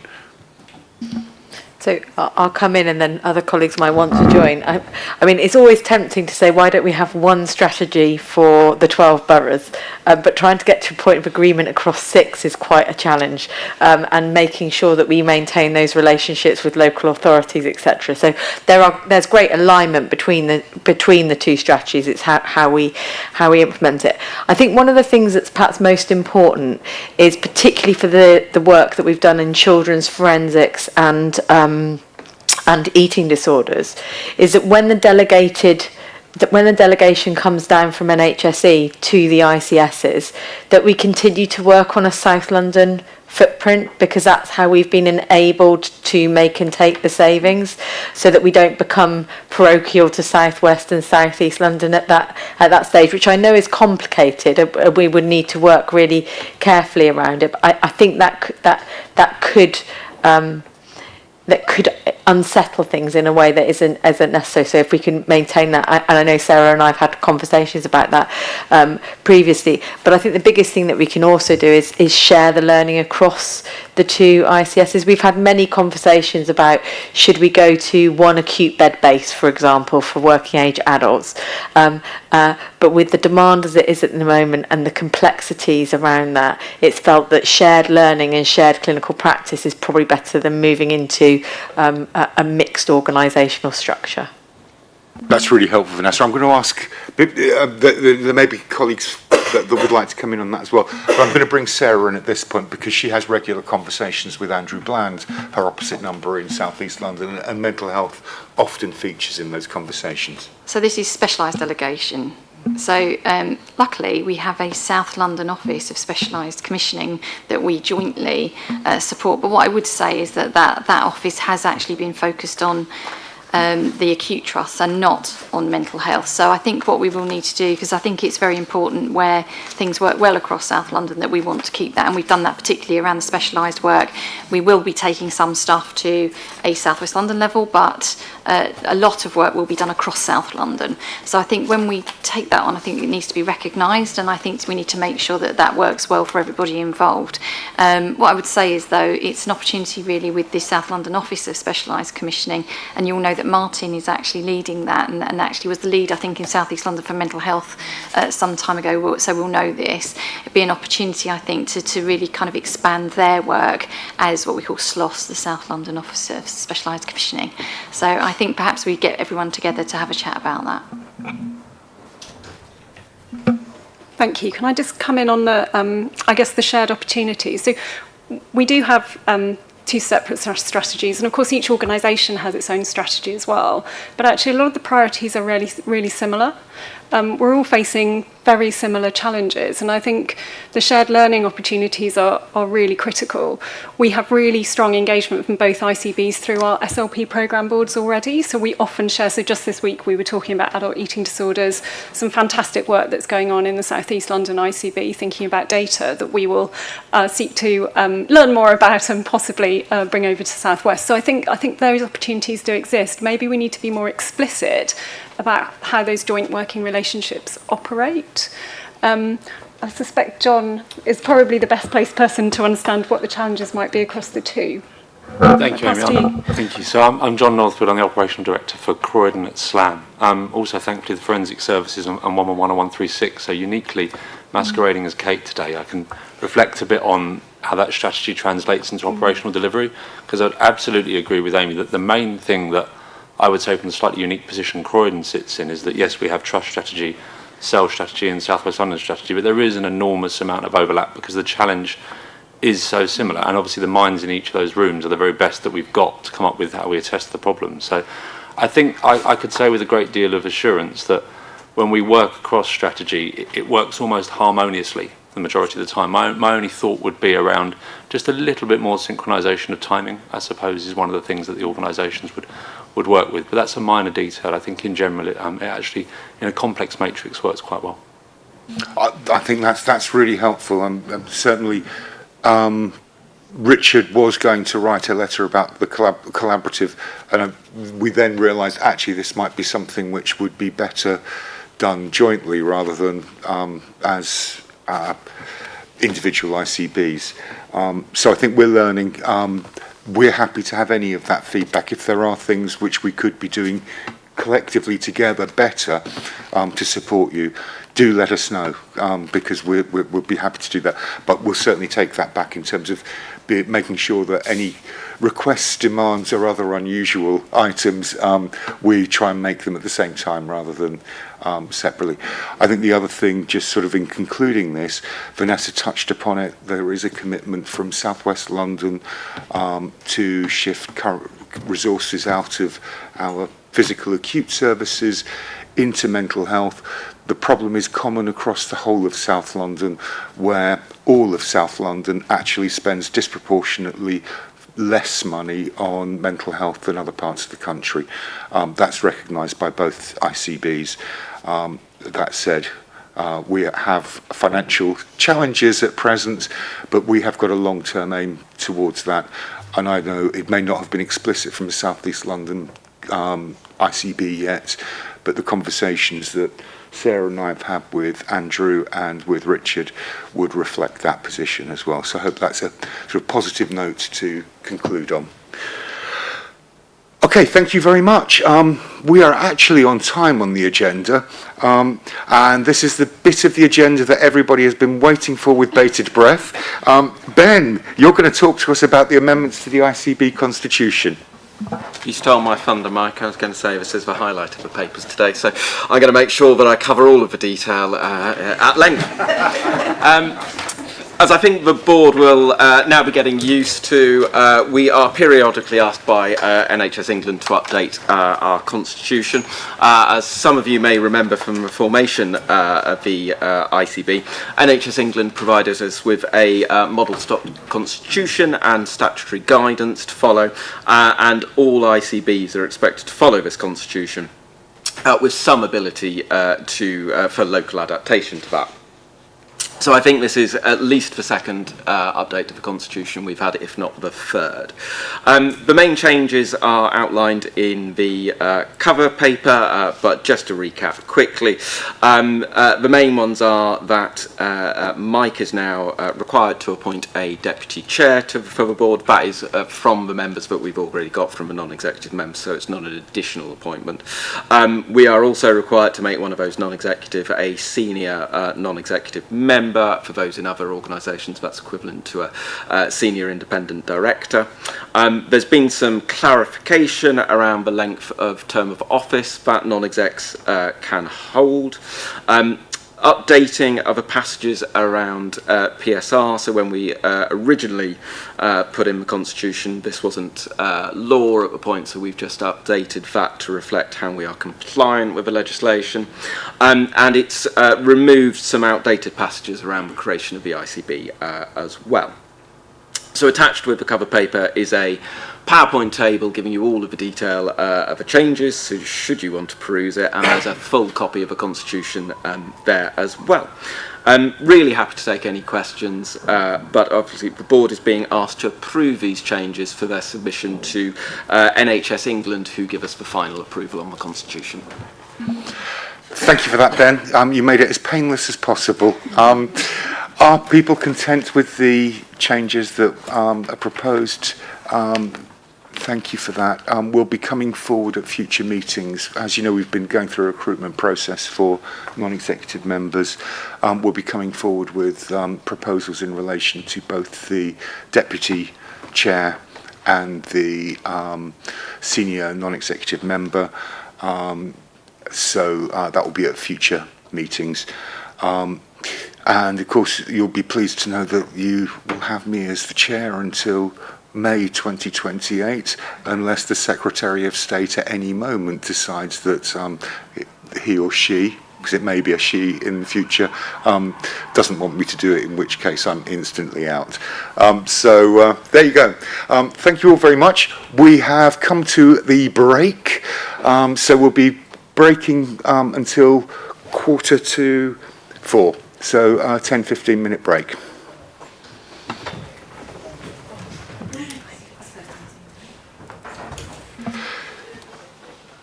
You're all very, very good at timekeeping. Thank you very much. We are back for the second half of our ICB board meeting in public. We're going to go straight to agenda item number 7, and really pleased to welcome James Moore from NHS and George Lee from the GLA, who are going to work with Helen in presenting this plan, which is this item, which is an update on our green plan. So, Helen, over to you. Thank you, Chair. So every 6 months we've been bringing an update to the Green Plan of all the successes that we've had across South West London and where we're continuing to plan and go. And so I just wanted to give you a quick update on that before we hand it over to our guest, kindly agreed to come today, around the London Climate Resilience Review that was published in July and what that means for health. So I think over the last 6 months we've done some excellent work, really working closely with partners across the system, improving and strengthening our work with the local authorities, including about developing our communications around clean air as we go forward. Really pleased to say that we've recruited 3 GP sustainability fellows to really start spreading the word across primary care and to develop that further, and that we've managed to attract expert speakers into forums for us, and we will continue to do that as we go forwards. I think we've had some real success in starting to bring in some grants and look at funding from elsewhere to be able to develop and improve our buildings, such as the 1.1 million grant to Kingston Hospital to install LED lighting, and we're continuing to do that and to look for other opportunities where funding is available to help support and drive things forwards. And walking aid recycling is a really big part of the London programme, and Epsom and Helier have managed to introduce that into where they are. So again, we're aligning to what London is doing and where we are going. I think some of the other things that was really important last time that we talked about at both the Finance and Planning Committee but also here at the board was how do we actually capture what we've done and the impact that it's having. So we've continued to push ahead with our work stream about what do those KPIs look like and how do we calculate what we do. And RMH have got a smart carbon dashboard that we're looking at and working with to see how we could use that across the system. But we've tried to look at what we've done here, and we can't count the carbon reductions from the initiatives on everything at the moment, but for the ones that we can and where we are, we know that these initiatives that we're putting in place in now would save 3,641 metric tonnes of carbon dioxide emissions. That's equivalent to 8.5 million miles in a car, or 1.7 million litres of petrol, or even 550 homes being heated for the year. and I love my AI tool.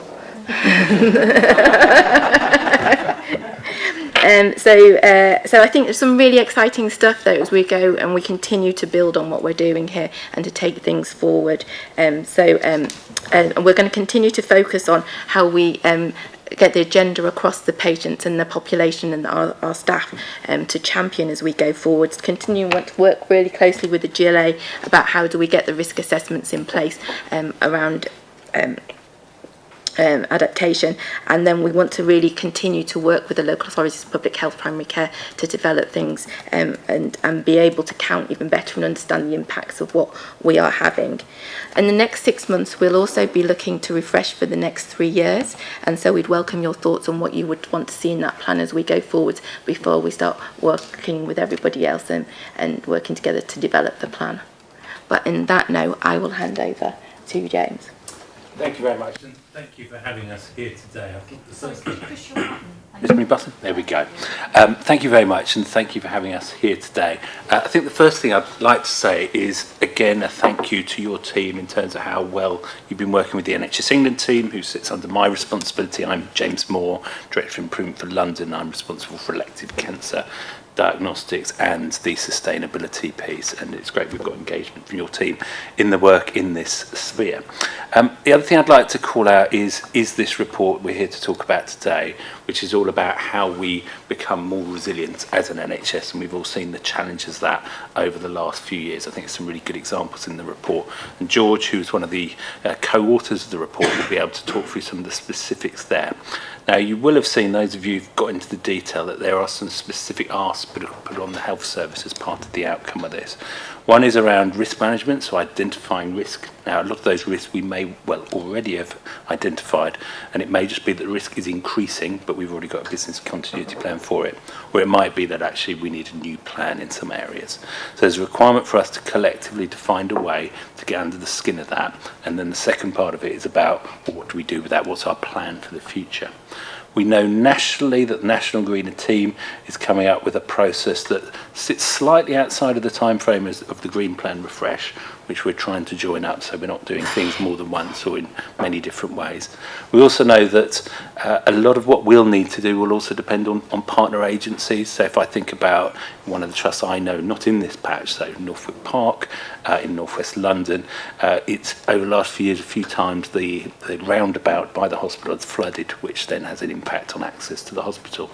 There may not be a huge amount the hospital can do about that, but clearly working with partner agencies, there are things that can be done. Needless to say, there's all the challenges we already have. Our infrastructure is already ageing. We don't have any extra money for this. So the question is, how do we organise ourselves? Because this is not a new thing. It's a risk that we already have. And the question is then, how do we manage that risk with what we have? So my plea to you, which perhaps we'll come to at the end, is as we look to build a bit of a programme around this, using all the existing systems we already have, because we want to minimise duplication, what was it you would like to see as part of that, and how would you wish to engage with that? I'll pass to George now to talk through the report to help with that. Thank you. Thank you. Well, thank you very much for having me. In 2021, London was hit by 2 extreme rainstorms. Some parts of the city received more than twice the average of July rainfall in 2 hours. In 2022, temperatures reached 40 degrees. During that heat wave, the London Fire Brigade experienced its busiest day since the Second World War. Operations were cancelled at Guy's and Tommy's when IT servers failed in the heat. The price of energy surged as power supply struggled to meet demand. The East Coast Main Line was disconnected from King's Cross as train lines buckled. And these 2 weather events were instrumental in the Mayor of London's decision to commission the London Climate Resilience Review, an independent review that was chaired by Emma Howard-Boyd, a former chair of the Environment Agency, and I was lucky to work on that with my colleague Johanna Sutton. London's a city of 9 million people and more. We spoke to individuals, communities, organisations, including many in the NHS, Transport for London, the London Fire Brigade, the Met, businesses, UK government, I could go on, representatives of vulnerable groups. We made 50 recommendations to guide London's preparations for floods, as well as heat waves, droughts, wildfires, sea level rise, and other climate risks. Everything in our report, I would argue, is relevant to Londoners' health. As Emma said at the launch, the health and security of Londoners and the health of the national economy are inseparable. But we decided to include a specific chapter on London's healthcare sector because we received a huge amount of feedback and evidence talking about direct threats to people's health, the performance and operations of healthcare systems, and the climate resilience of NHS estates. I expect a lot of what I'm about to say is quite familiar to you. Climate impacts are already disrupting healthcare in England. Attempts to address this are often sidelined by immediate pressures in the sector, such as the need for acute care, the elective surgery backlog, industrial action, general lack of awareness and strategic oversight of how local authorities and the NHS could be working better together. The government's plan for adaptation talks about incorporating climate adaptation into green plans in 2027, and significant resource constraints. Lord Darzai said last week that the backlog maintenance bill now stands at more than 11.6 billion. Senior NHS staff told the review it's really hard to spend NHS money on that because someone will say that's 15 nurses or 12 neonatal intensive care unit costs, or why has my aunt not had her hip replaced? Wetter weather increases wear and tear to hospitals and stops patients attending appointments due to transport disruption. We've just heard about that roundabout. During the floods in 2021 at Whipps Cross, 100 inpatients had to be moved and ambulances were diverted. We were told by one person in the NHS we had to evacuate over 100 inpatients who were in beds because of a flood in East London over 2 years ago. And if you've ever thought about moving one patient from one ward to another, that's 2 porters and a nurse moving 100 beds. That causes huge system disruption, and we don't have 100 spare beds anywhere. Adapting London's healthcare settings to climate change is an NHS-wide problem, not just in London. There is lack of capacity and skills to respond to increasingly severe impacts through building design, maintenance, retrofit, and with green infrastructure. One of our recommendations is that the Mayor could act as a convener to improve mutual understanding of what London's priorities are for managing the health effects of climate change and preparing the health sector for more acute and chronic impacts. The Mayor could work with the London Health Board to mainstream adaptation action by ensuring that mitigation and adaptation are included in any future London health and care vision or strategy, and by considering adapting in its meetings in 2024, 2025 and beyond. The new nature and scale of the impacts is a key challenge. There were 3,271 heat-related deaths in England in 2022. Saving lives is always the #1 priority, but mortality statistics don't tell the whole story. The population density of cities and the many people with different vulnerabilities and exposures in urban areas means the health effects of climate events present significant challenge to the capacity of the system itself. In June 2023, the London Ambulance Service received 7,751 999 calls in one day, the highest since the peak of the pandemic, as hot weather, thunderstorms, pollen count, and pollution caused a spike in people experiencing breathing difficulties. At this point, I'd like to say that we heard very good things about emergency response in the NHS, but that is different to climate adaptation. There needs to be a decoupling of adaptation and emergency preparedness, resilience and response to ensure that organisations can prioritise and address both. It would be expected that EPRR teams would have expertise that can contribute to the development and delivery of adaptation planning, but chronic risks can't sit with that service because they require strategic policy action across the broader system. UK government and the Mayor should work to reduce reliance on emergency response mechanisms, and I'd like to add that this isn't unique to the NHS, you hear the same thing from the London Fire Brigade, to adapt to climate impacts by reducing exposure and vulnerability to them. Making the investment case for dealing with these impacts is a challenge that spans every government department. The report Barriers to Financing Adaptation Actions in the UK for the Climate Change Committee said future investment is dependent on willingness to pay, which is affected strongly by the level of awareness, understanding and engagement with issues. However, the National Audit Office said that government cannot provide an estimate of how much it spends to manage the risks of droughts, high temperatures and heat waves, surface water flooding and storms, because action is taken by a wide range of government departments and agencies, and no one collects this information. In the review, we made several recommendations to address this. For instance, that the UK government should appoint a Cabinet Office Minister for Adaptation and Resilience, and that government updates resilience and technical standards above and beyond the minimum projected rise in global temperatures, because many current standards and design codes rely on data for previous extremes, when really we should be building in resilience for what happens next. Unfortunately, and I have to say this, the previous government's plan to adapt, published last year, does not do enough to prepare for climate impacts, even as they are experienced now. Every year missed makes these challenges harder to address. The new government should clearly define its policy ambitions and draft new legislation, including standards for homes, buildings, and infrastructure.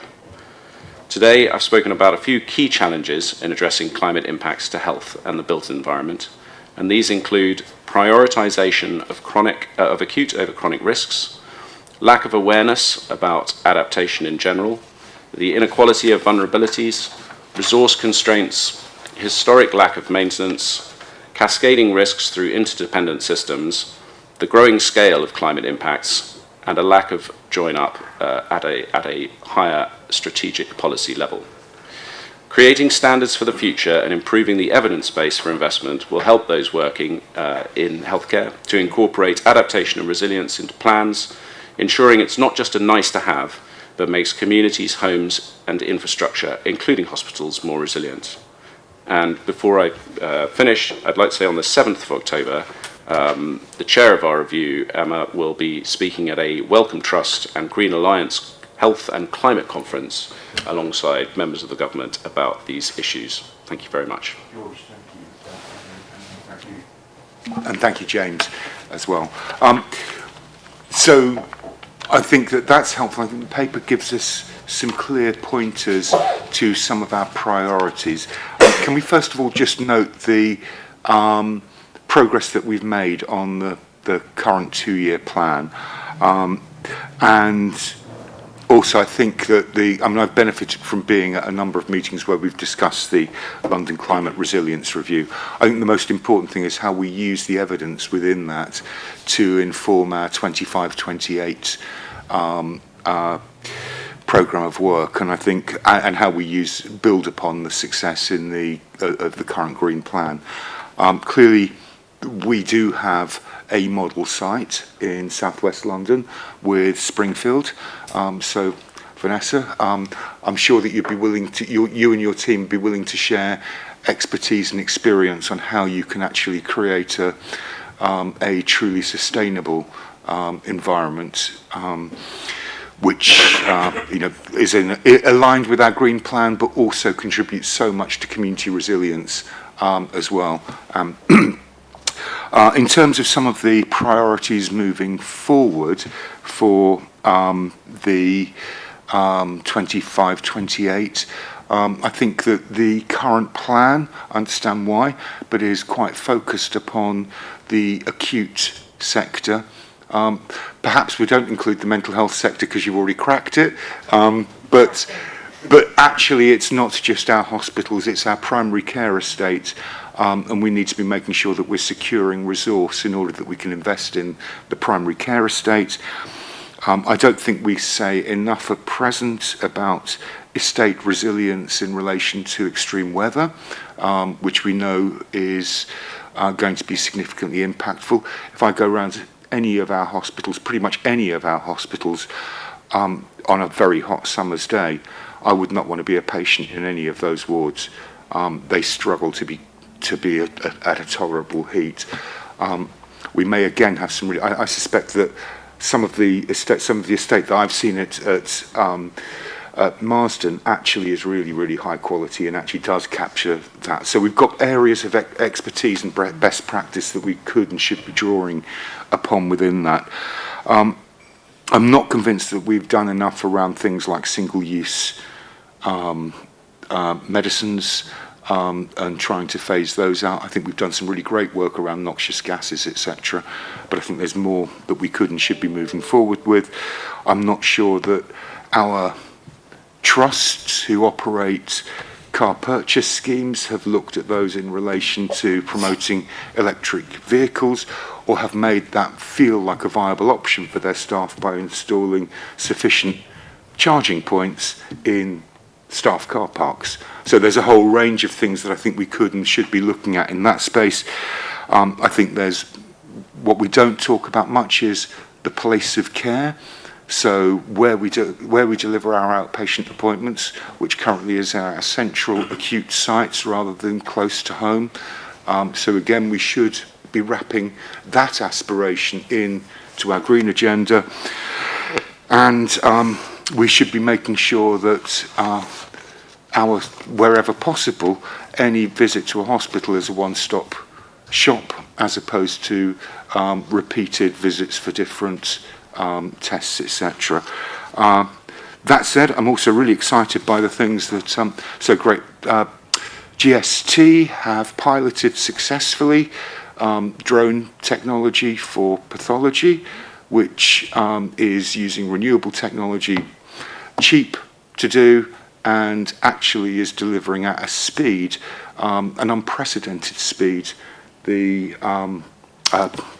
Instead of it being 2 hours to cross parts of southeast London, it's doable within about 10 minutes, which is just amazing if you want to get quick results. So again, there are possibilities like that we could and should be exploring.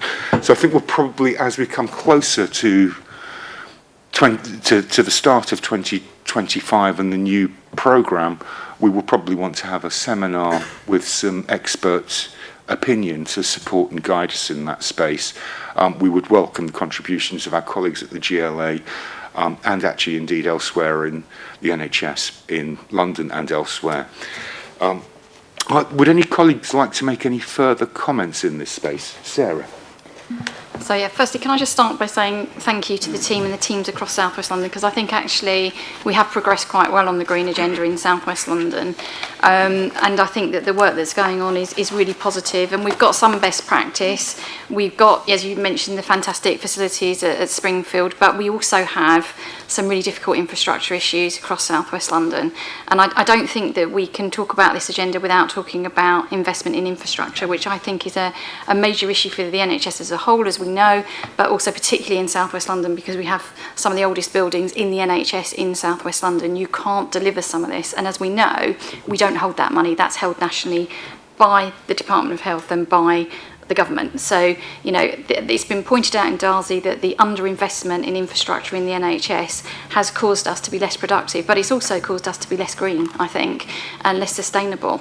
And therefore, that kind of investment that needs to come into the NHS, and that's in primary care as well, is key to us being able to deliver on the sustainability agenda. So I think it's great that the GLA are doing this work, but I think in order for us in the NHS to deliver it, I don't think there's any sense of us not wanting to do this. It's the ability, based on our infrastructure and capital, that we just don't have in some instances that allows us to do it. But I think what our plan shows is that we've done absolutely the best we possibly can with the infrastructure and capital that we have, and where we have had investment, such as at Springfield, it's made a massive difference. It just goes to show you what you can do when you put the investment in the right place.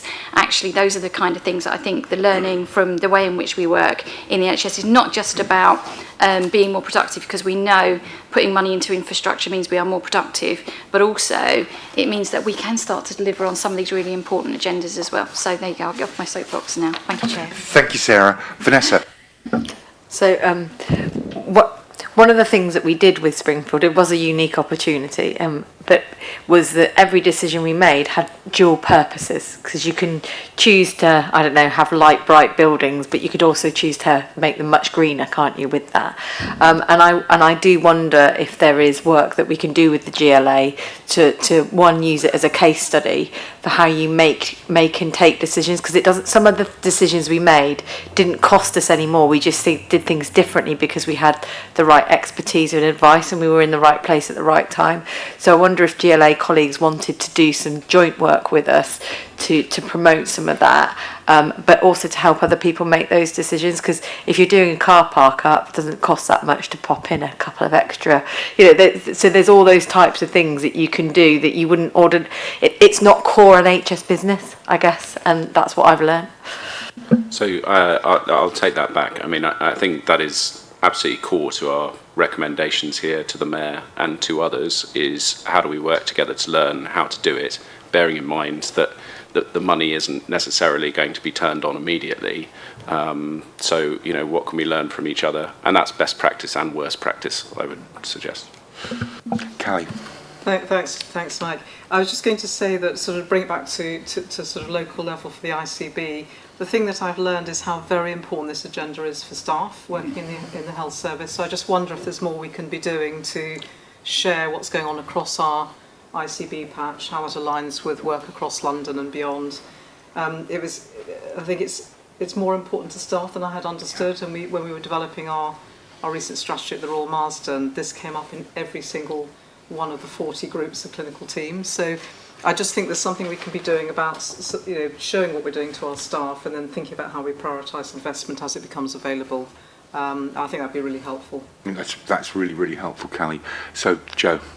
Yeah, thank you. I'll just echo what Callie said. So in my conversations with staff, they're really passionate about this and they've got some great ideas as well. So I wondered, how do we go about activating our staff and then harnessing their ideas? We've got a couple of junior doctors that our charity are actually funding as sort of green champions who've got a whole bunch of really good ideas that we're trying to bring to the fore. But, to Callie's point, this is on everyone's mind and they want to do something about it. I think, to your point, Mike, there is absolutely something about our behaviour and how we deliver our services, and it's certainly a mission in our green plan locally that we don't really contemplate how we could deliver services differently in a different setting, cut down on journey times, number of appointments, all of that sort of stuff. So I think that needs to be front and centre in it too. And then the other thing that I'm going to make sure that we do is we sort of formally consider our estate from a climate resilience perspective. We might do a risk assessment around business continuity and that might inform our capital plan, but are we properly thinking about, to some of the points that George has raised, are we looking at it through the lens of climate resilience? And I think we all need to be doing that if we're not already. Really helpful, Joe. Yeah. Nicola. I thought you weren't going to speak. Yeah, no, I am now.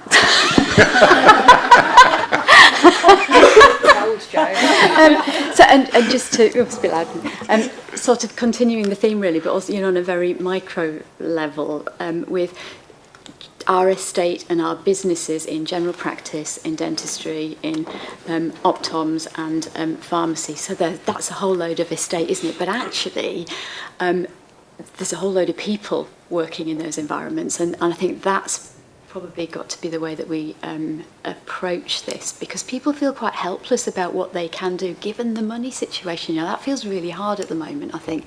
And so I'm really pleased to hear about your GP champions. Send them my way, because I think there's some really good stuff we can do to just help people to think about this. But it is really hard in primary care to think about what you can do, and there's a cultural shift that we need to support people to go on here, and I think that is really important.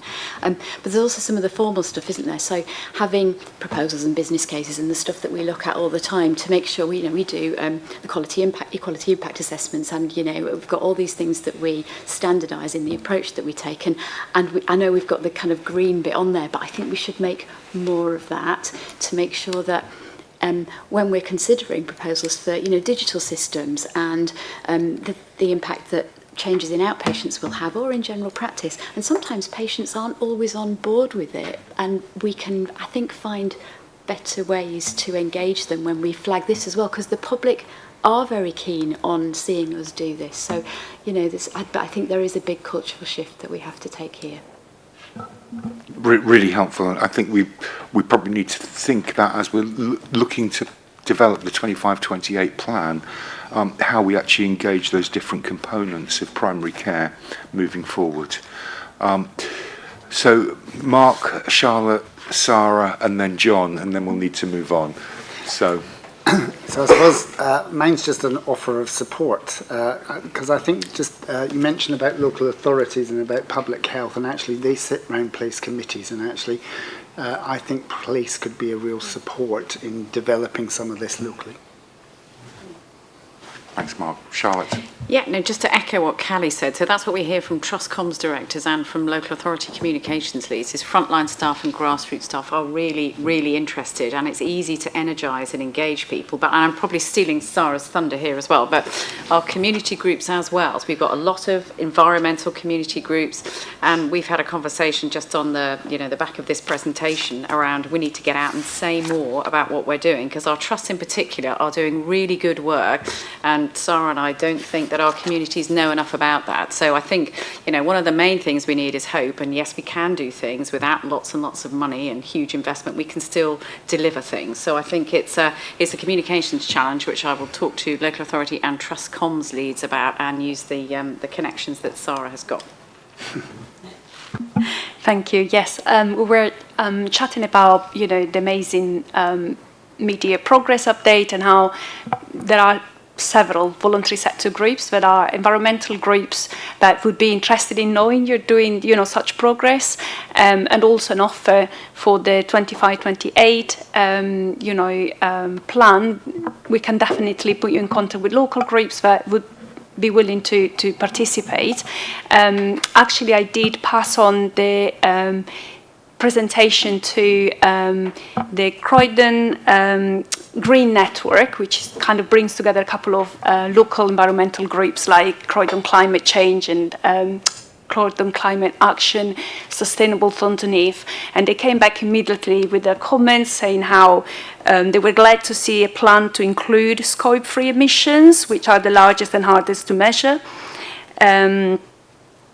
And then the link to the Mayor's climate resilience emissions as well, they really welcomed that. And one of the things that they asked me to pass on is as well this question around, and this seems to be my favorite word today, baseline. See if there is a baseline for carbon emissions measurement, because they feel that without knowing what the baseline is, you can't plan to get net zero basically, and you can't track progress. So that question they asked me to pass on was whether there was a baseline for carbon emissions. Helen, do you want to answer? Yeah, so within the original plan, it states the baseline in there, so I can share that back with you. And thank you for your kind offer and putting us in touch. I think that would be really helpful. And we're just trying to spread the word, as you say, and use the power of the staff and everybody that's part of the NHS and the wider partnership that we're here to do that. I think also just to add, doing the infrastructure strategy this year has really helped us really understand more about our estate, especially in primary care, to be able to help us to do this and build on this. And what was really important when we were doing the infrastructure strategy is that we really made sustainability a key theme of it.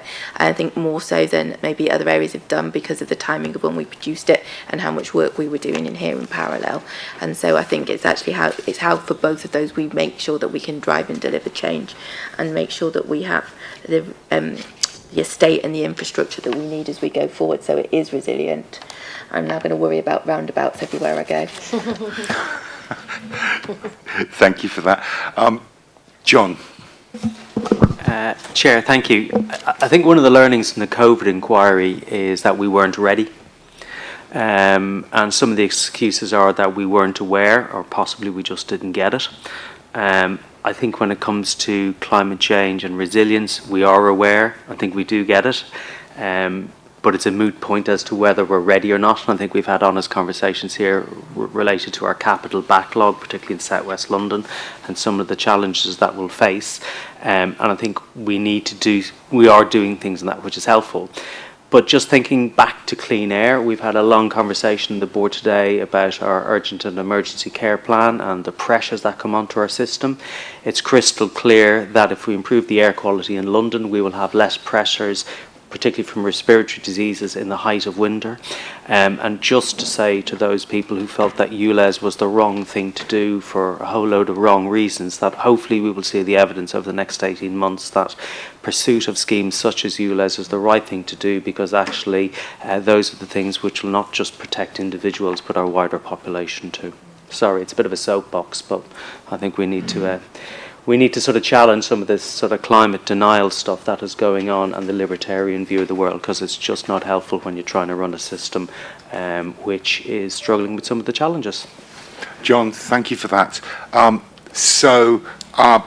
We note the progress made to date. We note the work of the London Climate Resilience Review and welcome the contribution that makes to the development of our future planning. Right at the heart of our future planning, I think that Callie's point is really important. We have a huge asset base in the enthusiasm of our staff. We need to make sure as we move forward we really capture that. So, I mean, Helen, that's a challenge for you. That's a challenge for Charlotte in terms of making sure that we can support our trusts to galvanise. Thank you for your contributions today. As you can see, it actually provoked a lively debate which has run significantly over time. But thank you. Thank you. Thank you very much.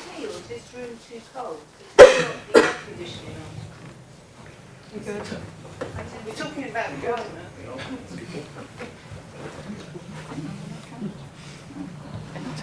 Yep, fine. Thank you for that, Wendy. We'll now move on to the mission board. So, thank you, Chair. I'll try and be brief. So, bringing this short paper for note, you'll be aware that we've got a financial challenge in South West London, and we've had a Finance and Recovery Board for some time now. And what we are trying to do now is to build on that and the work that's already happened and align with the new government 10-year plan and the missions by the new government around how we might take forward work. So what we're doing is we're bringing in the work of financial recovery and transformation together in a new missions board.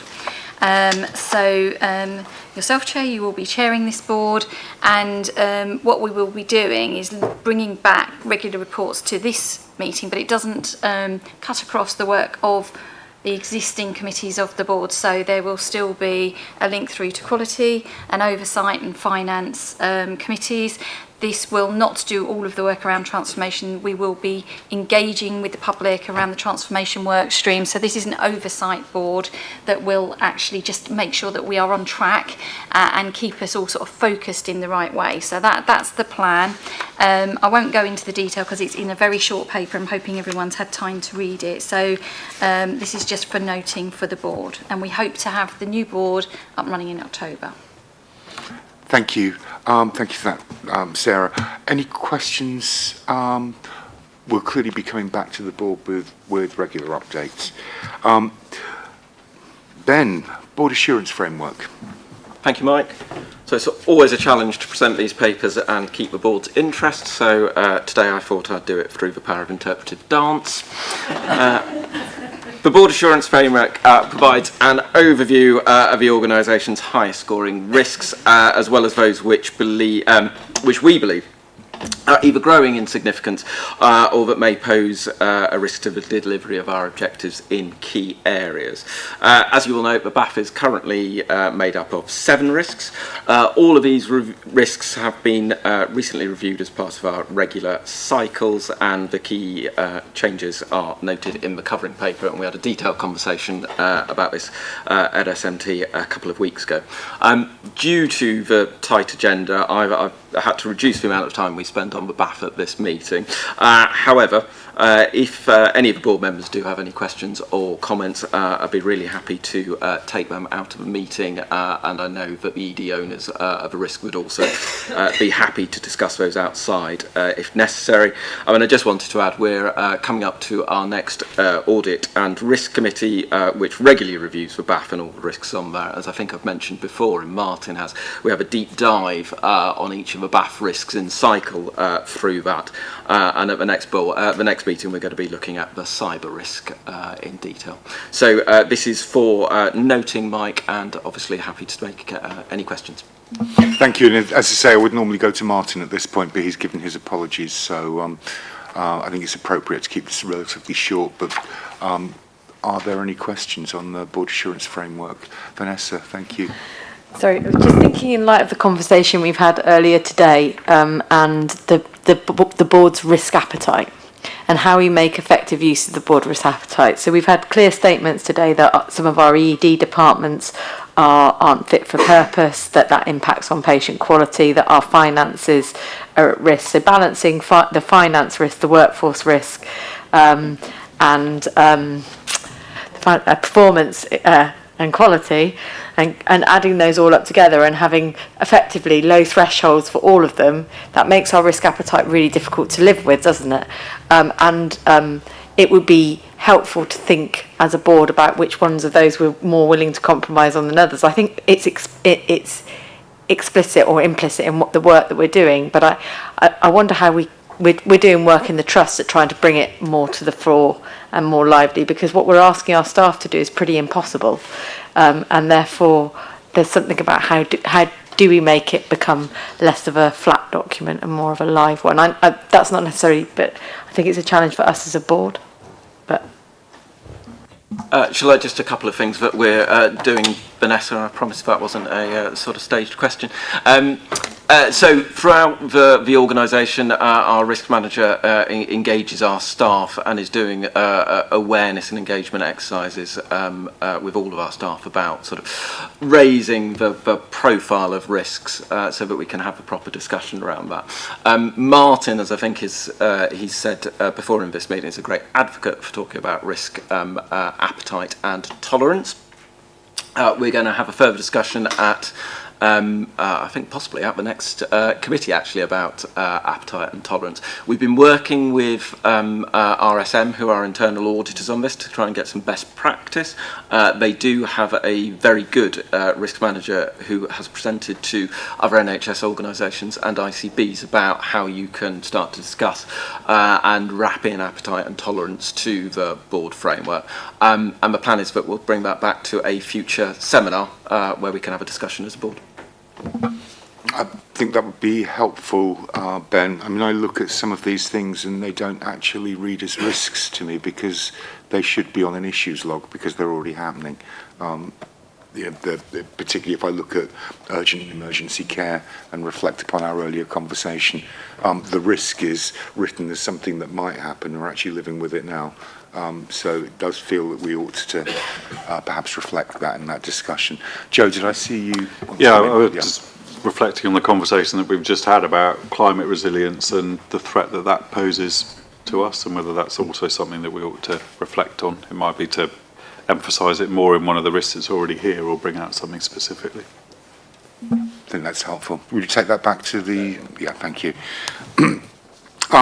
We'll go on to board committee report and updates. Clearly, a couple of our non-executive members have moved on and we haven't yet replaced them.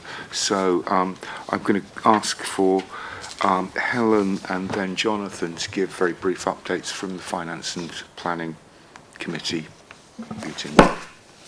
Thank you, Chair. So at the Finance and Planning Committee, we effectively focused on winter, which is the discussion we've had here today, as well as reviewing the financial position and our plans and savings plans as we go forwards. So I think we've covered most of that here today already. I'm happy to do the update to the month 4 finance report, if that would help. If you would, please, Karen. Yeah. Thank you. So if you can see from the paper, which I'll take as read, that actually the ICB is on plan with a year-to-date £500,000 surplus and on plan to deliver the £3 million surplus that we agreed during the planning round.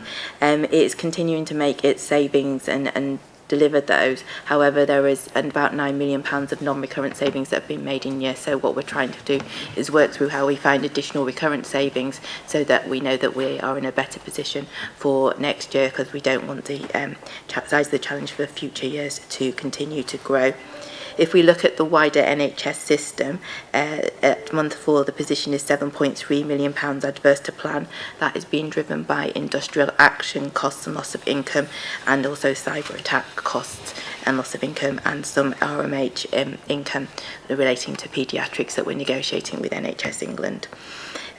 We continue to work together on delivering the savings plans. We have actually delivered savings year to date, but again, there's a switch between recurrent to non-recurrent that we need to work on, because that obviously makes it more difficult for us as we go forwards, with the main risks being around the delivery of that savings programme, the additional inflationary pressures we've seen outside of the plan, and the delivery of additional ERF to be able to secure up what we're doing, recognising the performance we have and the level of non-elective care that and length of stay that we have at the moment, and how we continue to try and address that. On the workforce, which obviously is a key area of focus, you can see through the plans that we are below the agency cap, and we've done significant work as a system, and all the trusts have had real success in ensuring that we've moved to bank to substantive to be able to secure our workforce. So that has reduced down, but it hasn't reduced down to the level we were hoping to have, which was below the cap. We can also see a reduction in totality of the workforce, but actually not to the level of the plan that was there at the time, and again that remains a key focus for us as we go forwards. Our capital plan is behind spend at the moment. We are still working through the detail of the implications of the reduction of the £10 million that happened during the planning round, and we'll hope to bring that back to you next time as we go forwards. And we're still waiting to hear back on the National Future Hospitals programmes and the impact of that as we go forwards, and some other national decisions that have been made about national capital allocations. But I'm happy to take any questions. Thank you for that. That was a good whistle-stop tour. There are papers in detail on this, and the Finance Committee will be sitting between now and the next board meeting to fully scrutinise the current position. Plus, it's supported by the Financial Recovery Board, which is sitting at the end of this month, and whose work will morph into the wider mission board as set out by Sarah. But any questions are welcome. Jonathan, performance. In terms of the quality and performance committee? Sorry, yes. Let me go to Mercy first, then I'll go to Elaine, and then I will go to you, Jonathan. I'm quite happy for you to go to Elaine and Jonathan, but... on song today.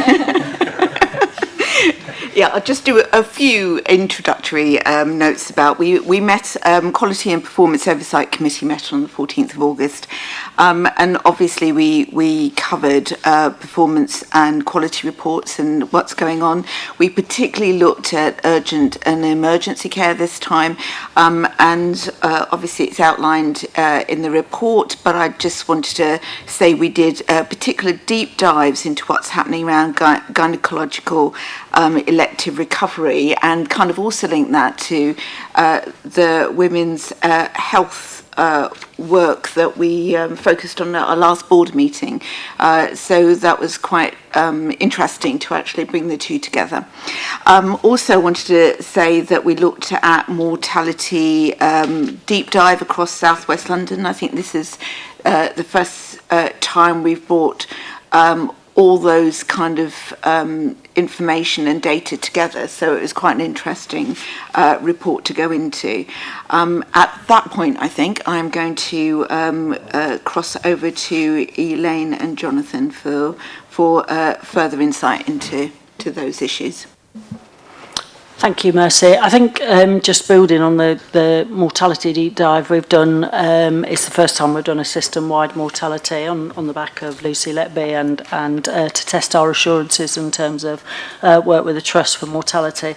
And we were first up to NHS England and got commended on our report and the work that we're doing, and that shared learning across South West London, which is very positive. I think we've talked a lot about urgent and emergency care today. We did, and at the committee, and it's in the report and lots of that data, so I'll move on from that. Of course, we did have a lot of discussion about 72-hour waits and mental health patients in emergency departments, which is an ongoing piece of work that we're working on. I think the committee heard from the continuing healthcare team, which has been focus of attention and indeed concern across South West London over previous years. and we had a deep dive and a real presentation in terms of the improvements that are being made in terms of the KPIs, the finance and the quality for CHC across South West London, which was helpful, and recognised that NHS England are noticing some of the improvements that we're making with that service, but that was quite an in-depth conversation. We noted some increase in never events at one of our trusts, and they have undertaken or are undertaking some external review about that in a particular specialty, and that report and sharing will come back. I think that's probably it, taken time. But I'm happy to take any questions or comments. Thank you. Any questions for Elaine? Yes. Sorry, Elaine. I was just a bit worried about the sort of earlier report, and I wasn't sure whether you covered it off. So the first report just talked about elevated mortality at Epsom and St Helier Trust, and the suggestion that that's a data issue, and I just wondered what the timeline was, or whether you meant that had now been resolved. So there's a reference to increased mortality, which may be a data or recording issue, but there isn't a timeline for knowing as a board what that's about. But maybe you covered that, Elaine, but I wasn't sure. And obviously when people talk about increased mortality and so that's part of the of the deep dive. The trust have been doing and are continuing to do some in-depth work in terms of that data, in terms of where there's concerns about the data, or where there are some issues with an increase in mortality in particular areas of the trust, and they're doing some further work on that, which we'll bring back through committee.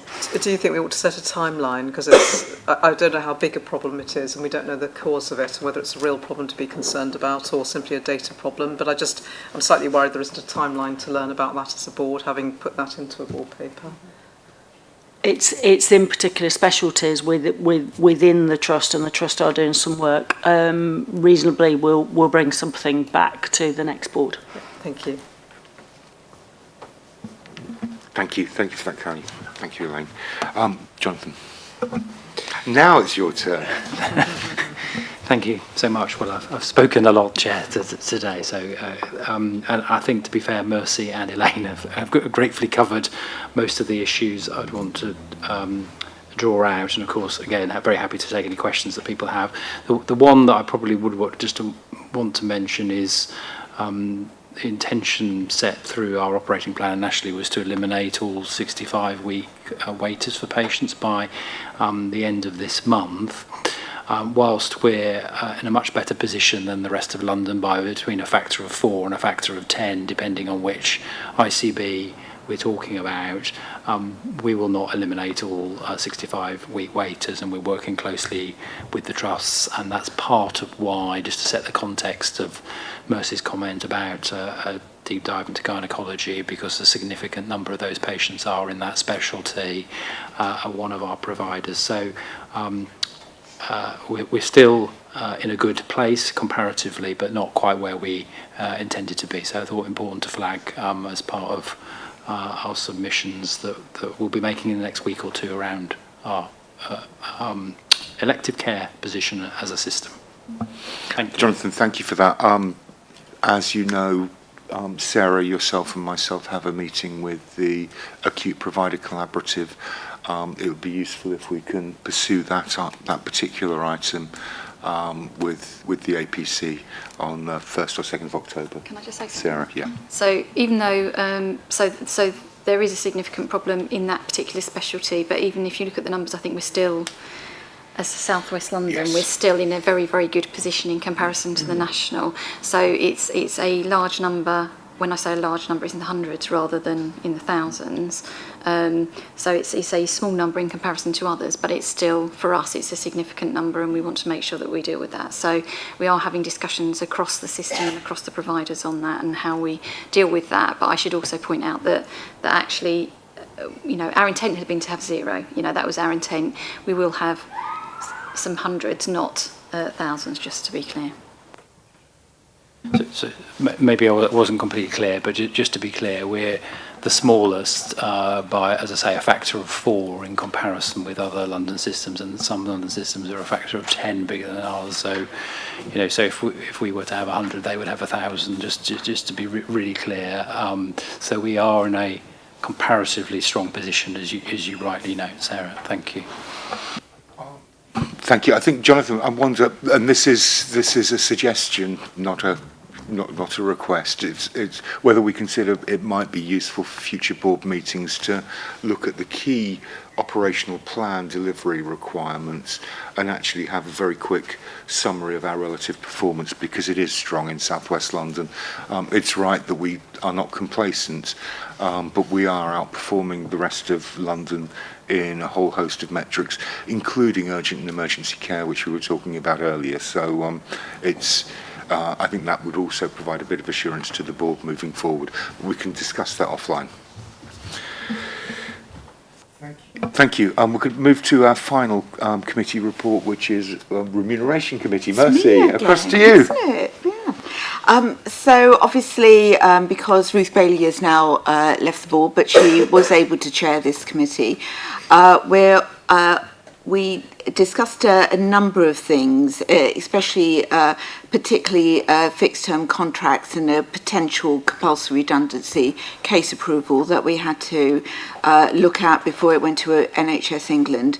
Obviously, the annual pay award agenda for change, and also announcements about the outcomes of recruitment for our new non-exec members and associate non-executive members, which we were very, well, certainly I was very happy to see coming along. I think they still need to go through the fit and proper persons test, so but we will be having new non-executive members as well. Yes, I didn't really want to kind of add anything. Obviously, Mike, you and Sarah were there as well if people wanted to add anything. Unfortunately, Karen isn't here if it's about kind of redundancy and the ongoing work that we're doing on that. Sarah, did you want to say anything on the ongoing redundancy process? Yeah, well, currently our business case is with NHS England. I believe there's a meeting tomorrow. The NHS England will be considering our business case, and we will await the outcome of that, and then there'll be a process following that, depending on what the outcome is. Which presumably is Treasury? It will depend on what the outcome is. there are about 3 options right, I've got fine. currently. Okay, joy of joys. So we will, yeah. We will come back to that and report, hopefully, the outcome of it at the next board meeting. But if it's not the outcome, it will be where we're at in whatever process we have entered. Can I just say, not all of what we are putting forward needs to go to Treasury. There will be some parts of it that will, but not all of it. So there will be a combination of things, probably, as an outcome. Great. Thank you. Sarah, it's across to you for our Chief Exec's report. Yes, I would like to just highlight a couple of areas, if that's okay, Chair. I mean, I will take it as mostly read, but there are a couple of areas that I just wanted to say something very positive about. One is around our staff conference, which happened on Friday. We had a really good attendance there, and I've had lots of very positive feedback. And what we've been doing is, because we have been making the 30% reduction, and this was about launching the new ways of working with the staff that we have in South West London. And we have worked with them prior to the conference on our values, of which they are around respect, integrity, collaboration, excellence and ambition. And those are the 5 areas that the staff themselves working with us have identified as areas that they wanted to work on. But it links directly into the first paragraph around the response to the riots, because I think what came out was a lot of discussion around how we treat each other, how actually the culture around our treatment of diversity within the organisation is going to be key to how we are successful in the future. So I thought that was a kind of good link, because I think actually we were very positive about the way in which London came out in support of colleagues who were from black minority ethnic groups and black and brown staff, as you call them, Vanessa. That was a very positive thing in London when people came on the streets to say positively, we don't agree with this. And I think within our staff groups, they're also saying the same thing, and we want to make sure that that's part of what we do going forward. So there is a link there directly.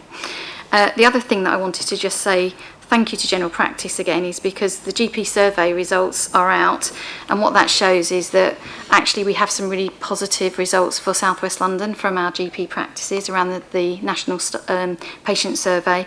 I think that also links into things like collective action, because actually a lot of our practices, we know that there is a significant concern in general practice about the future, but also our practices are delivering well and responding well to local patients, and I mean they do really care about our local population, so I just thought it was worth putting that forward. So I just wanted to link those two as well. Thank you, Chair.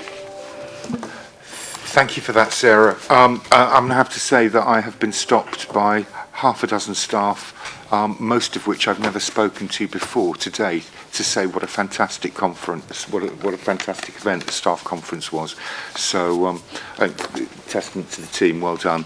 On the GP survey, I was at Region on Monday, and a number of people were commenting on the really good performance of South West London GPs. So please pass on the thanks of the board to our GPs. It is really, really good news to have that. So we move on to any other business. I've not been notified in advance of any other business for this this stage of the meeting. Can I check there's no any other business? In which case I will formally close the meeting and open the questions, open to public questions. Wendy, I can see your hand is up. We'll make sure you've got a microphone.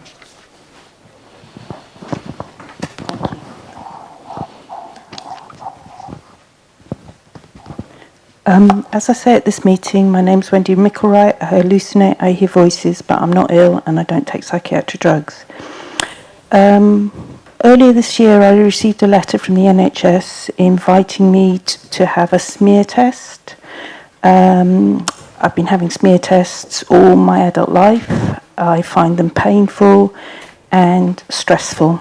So this time, and I have to, it was via a letter, and I had to contact my GP. So this time I decided, no, I wasn't going to do it. And that decision concerned me slightly. So I was at a conference and I was talking to someone in the line about that. And they mentioned self-sampling, HPV. So I'm assuming that that's very similar to the bowel cancer checks. So I thought I'd experiment with AI on my browser. So I asked AI how many people die from cervical cancer in the UK.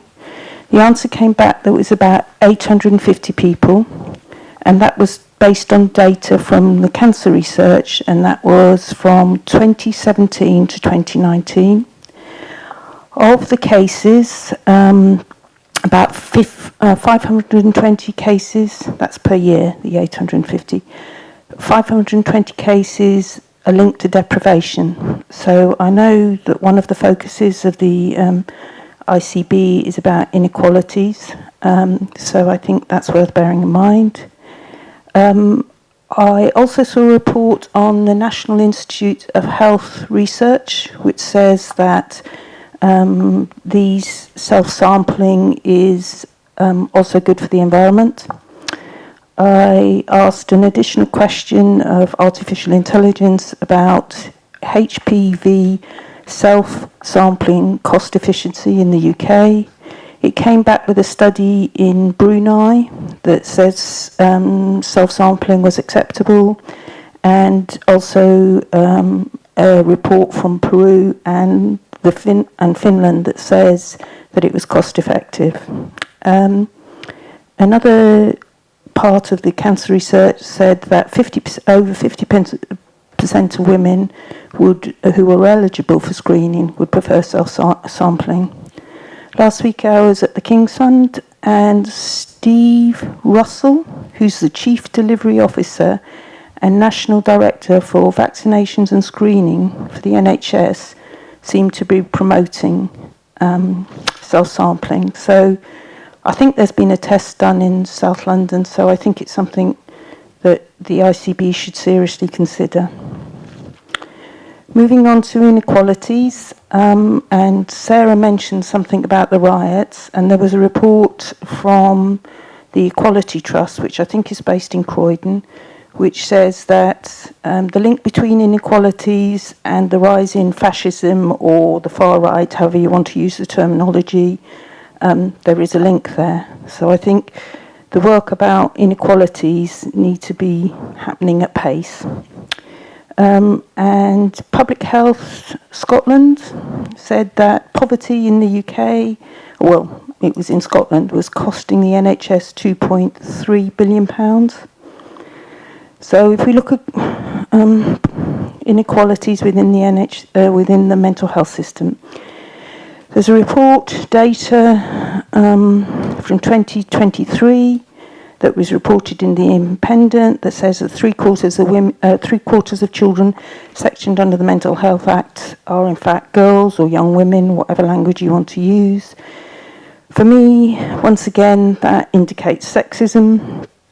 When we look at people being sectioned, so I thought, well, let's look at it from another angle. So let's look at it at cost. So again, I asked artificial intelligence, how much does it cost to section someone under the Mental Health Act? And I'm not sure if it was one of my freedom of information requests a few years back, but the answer came back. A source was South West London, St George's. It costs £429 a day for someone to be sectioned. So section 2 is normally 28 days, so you can work out the maths on that one. Then there was another report, I think this was done using freedom of information as well, in 2022 that says women are more likely to be prescribed with antidepressants and anti-anxiety drugs. So again, that rang alarm bells for me.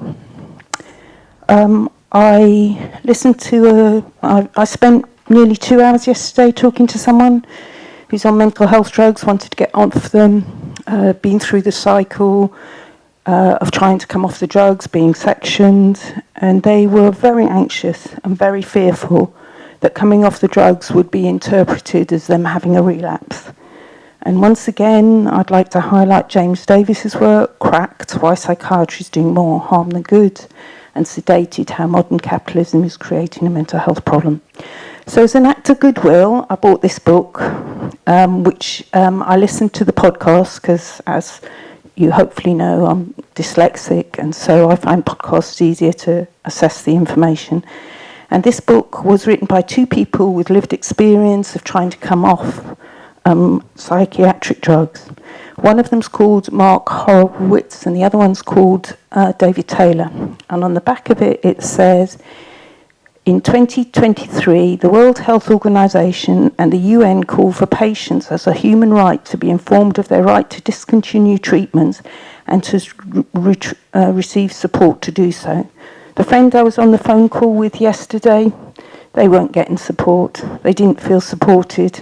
They felt very frightened and very anxious that trying to come off the drugs and how that affects people would be misinterpreted as mental illness. So this will probably make more sense to you. So I'm hoping that it will help someone.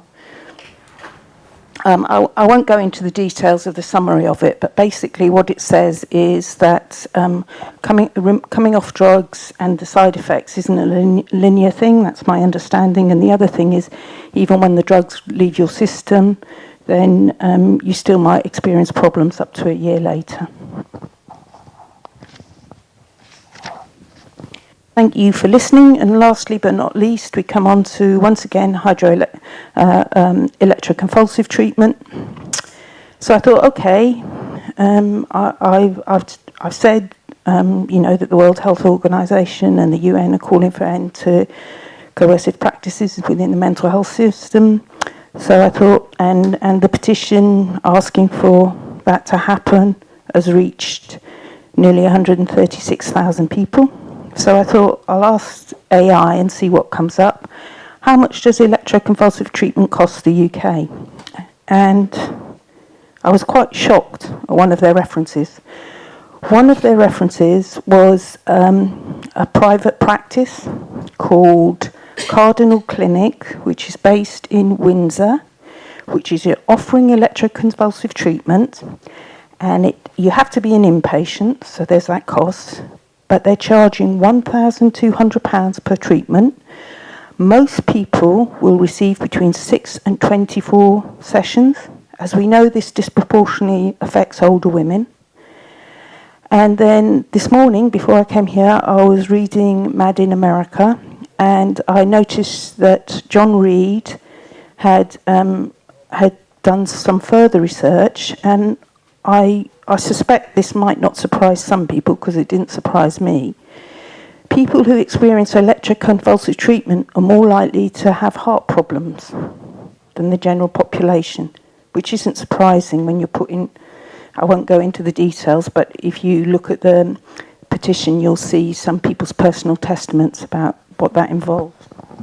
Wendy, thank you as ever for your contributions. In relation to the HPV issue, I'm going to ask Callie to comment.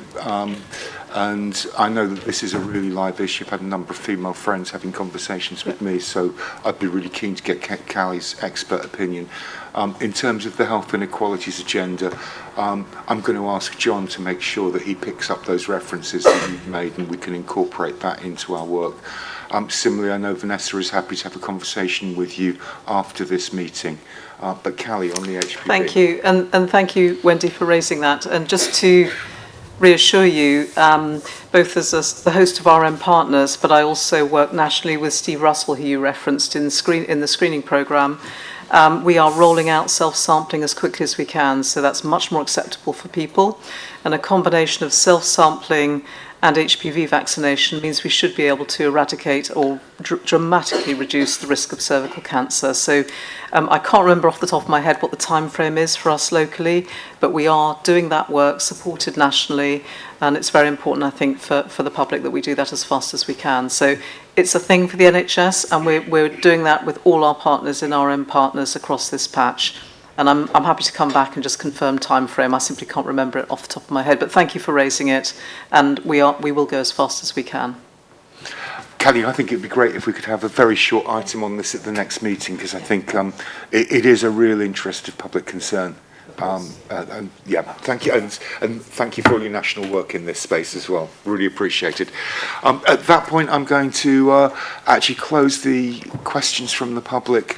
Thank everybody for their attendance and remind you that the next meeting is in November.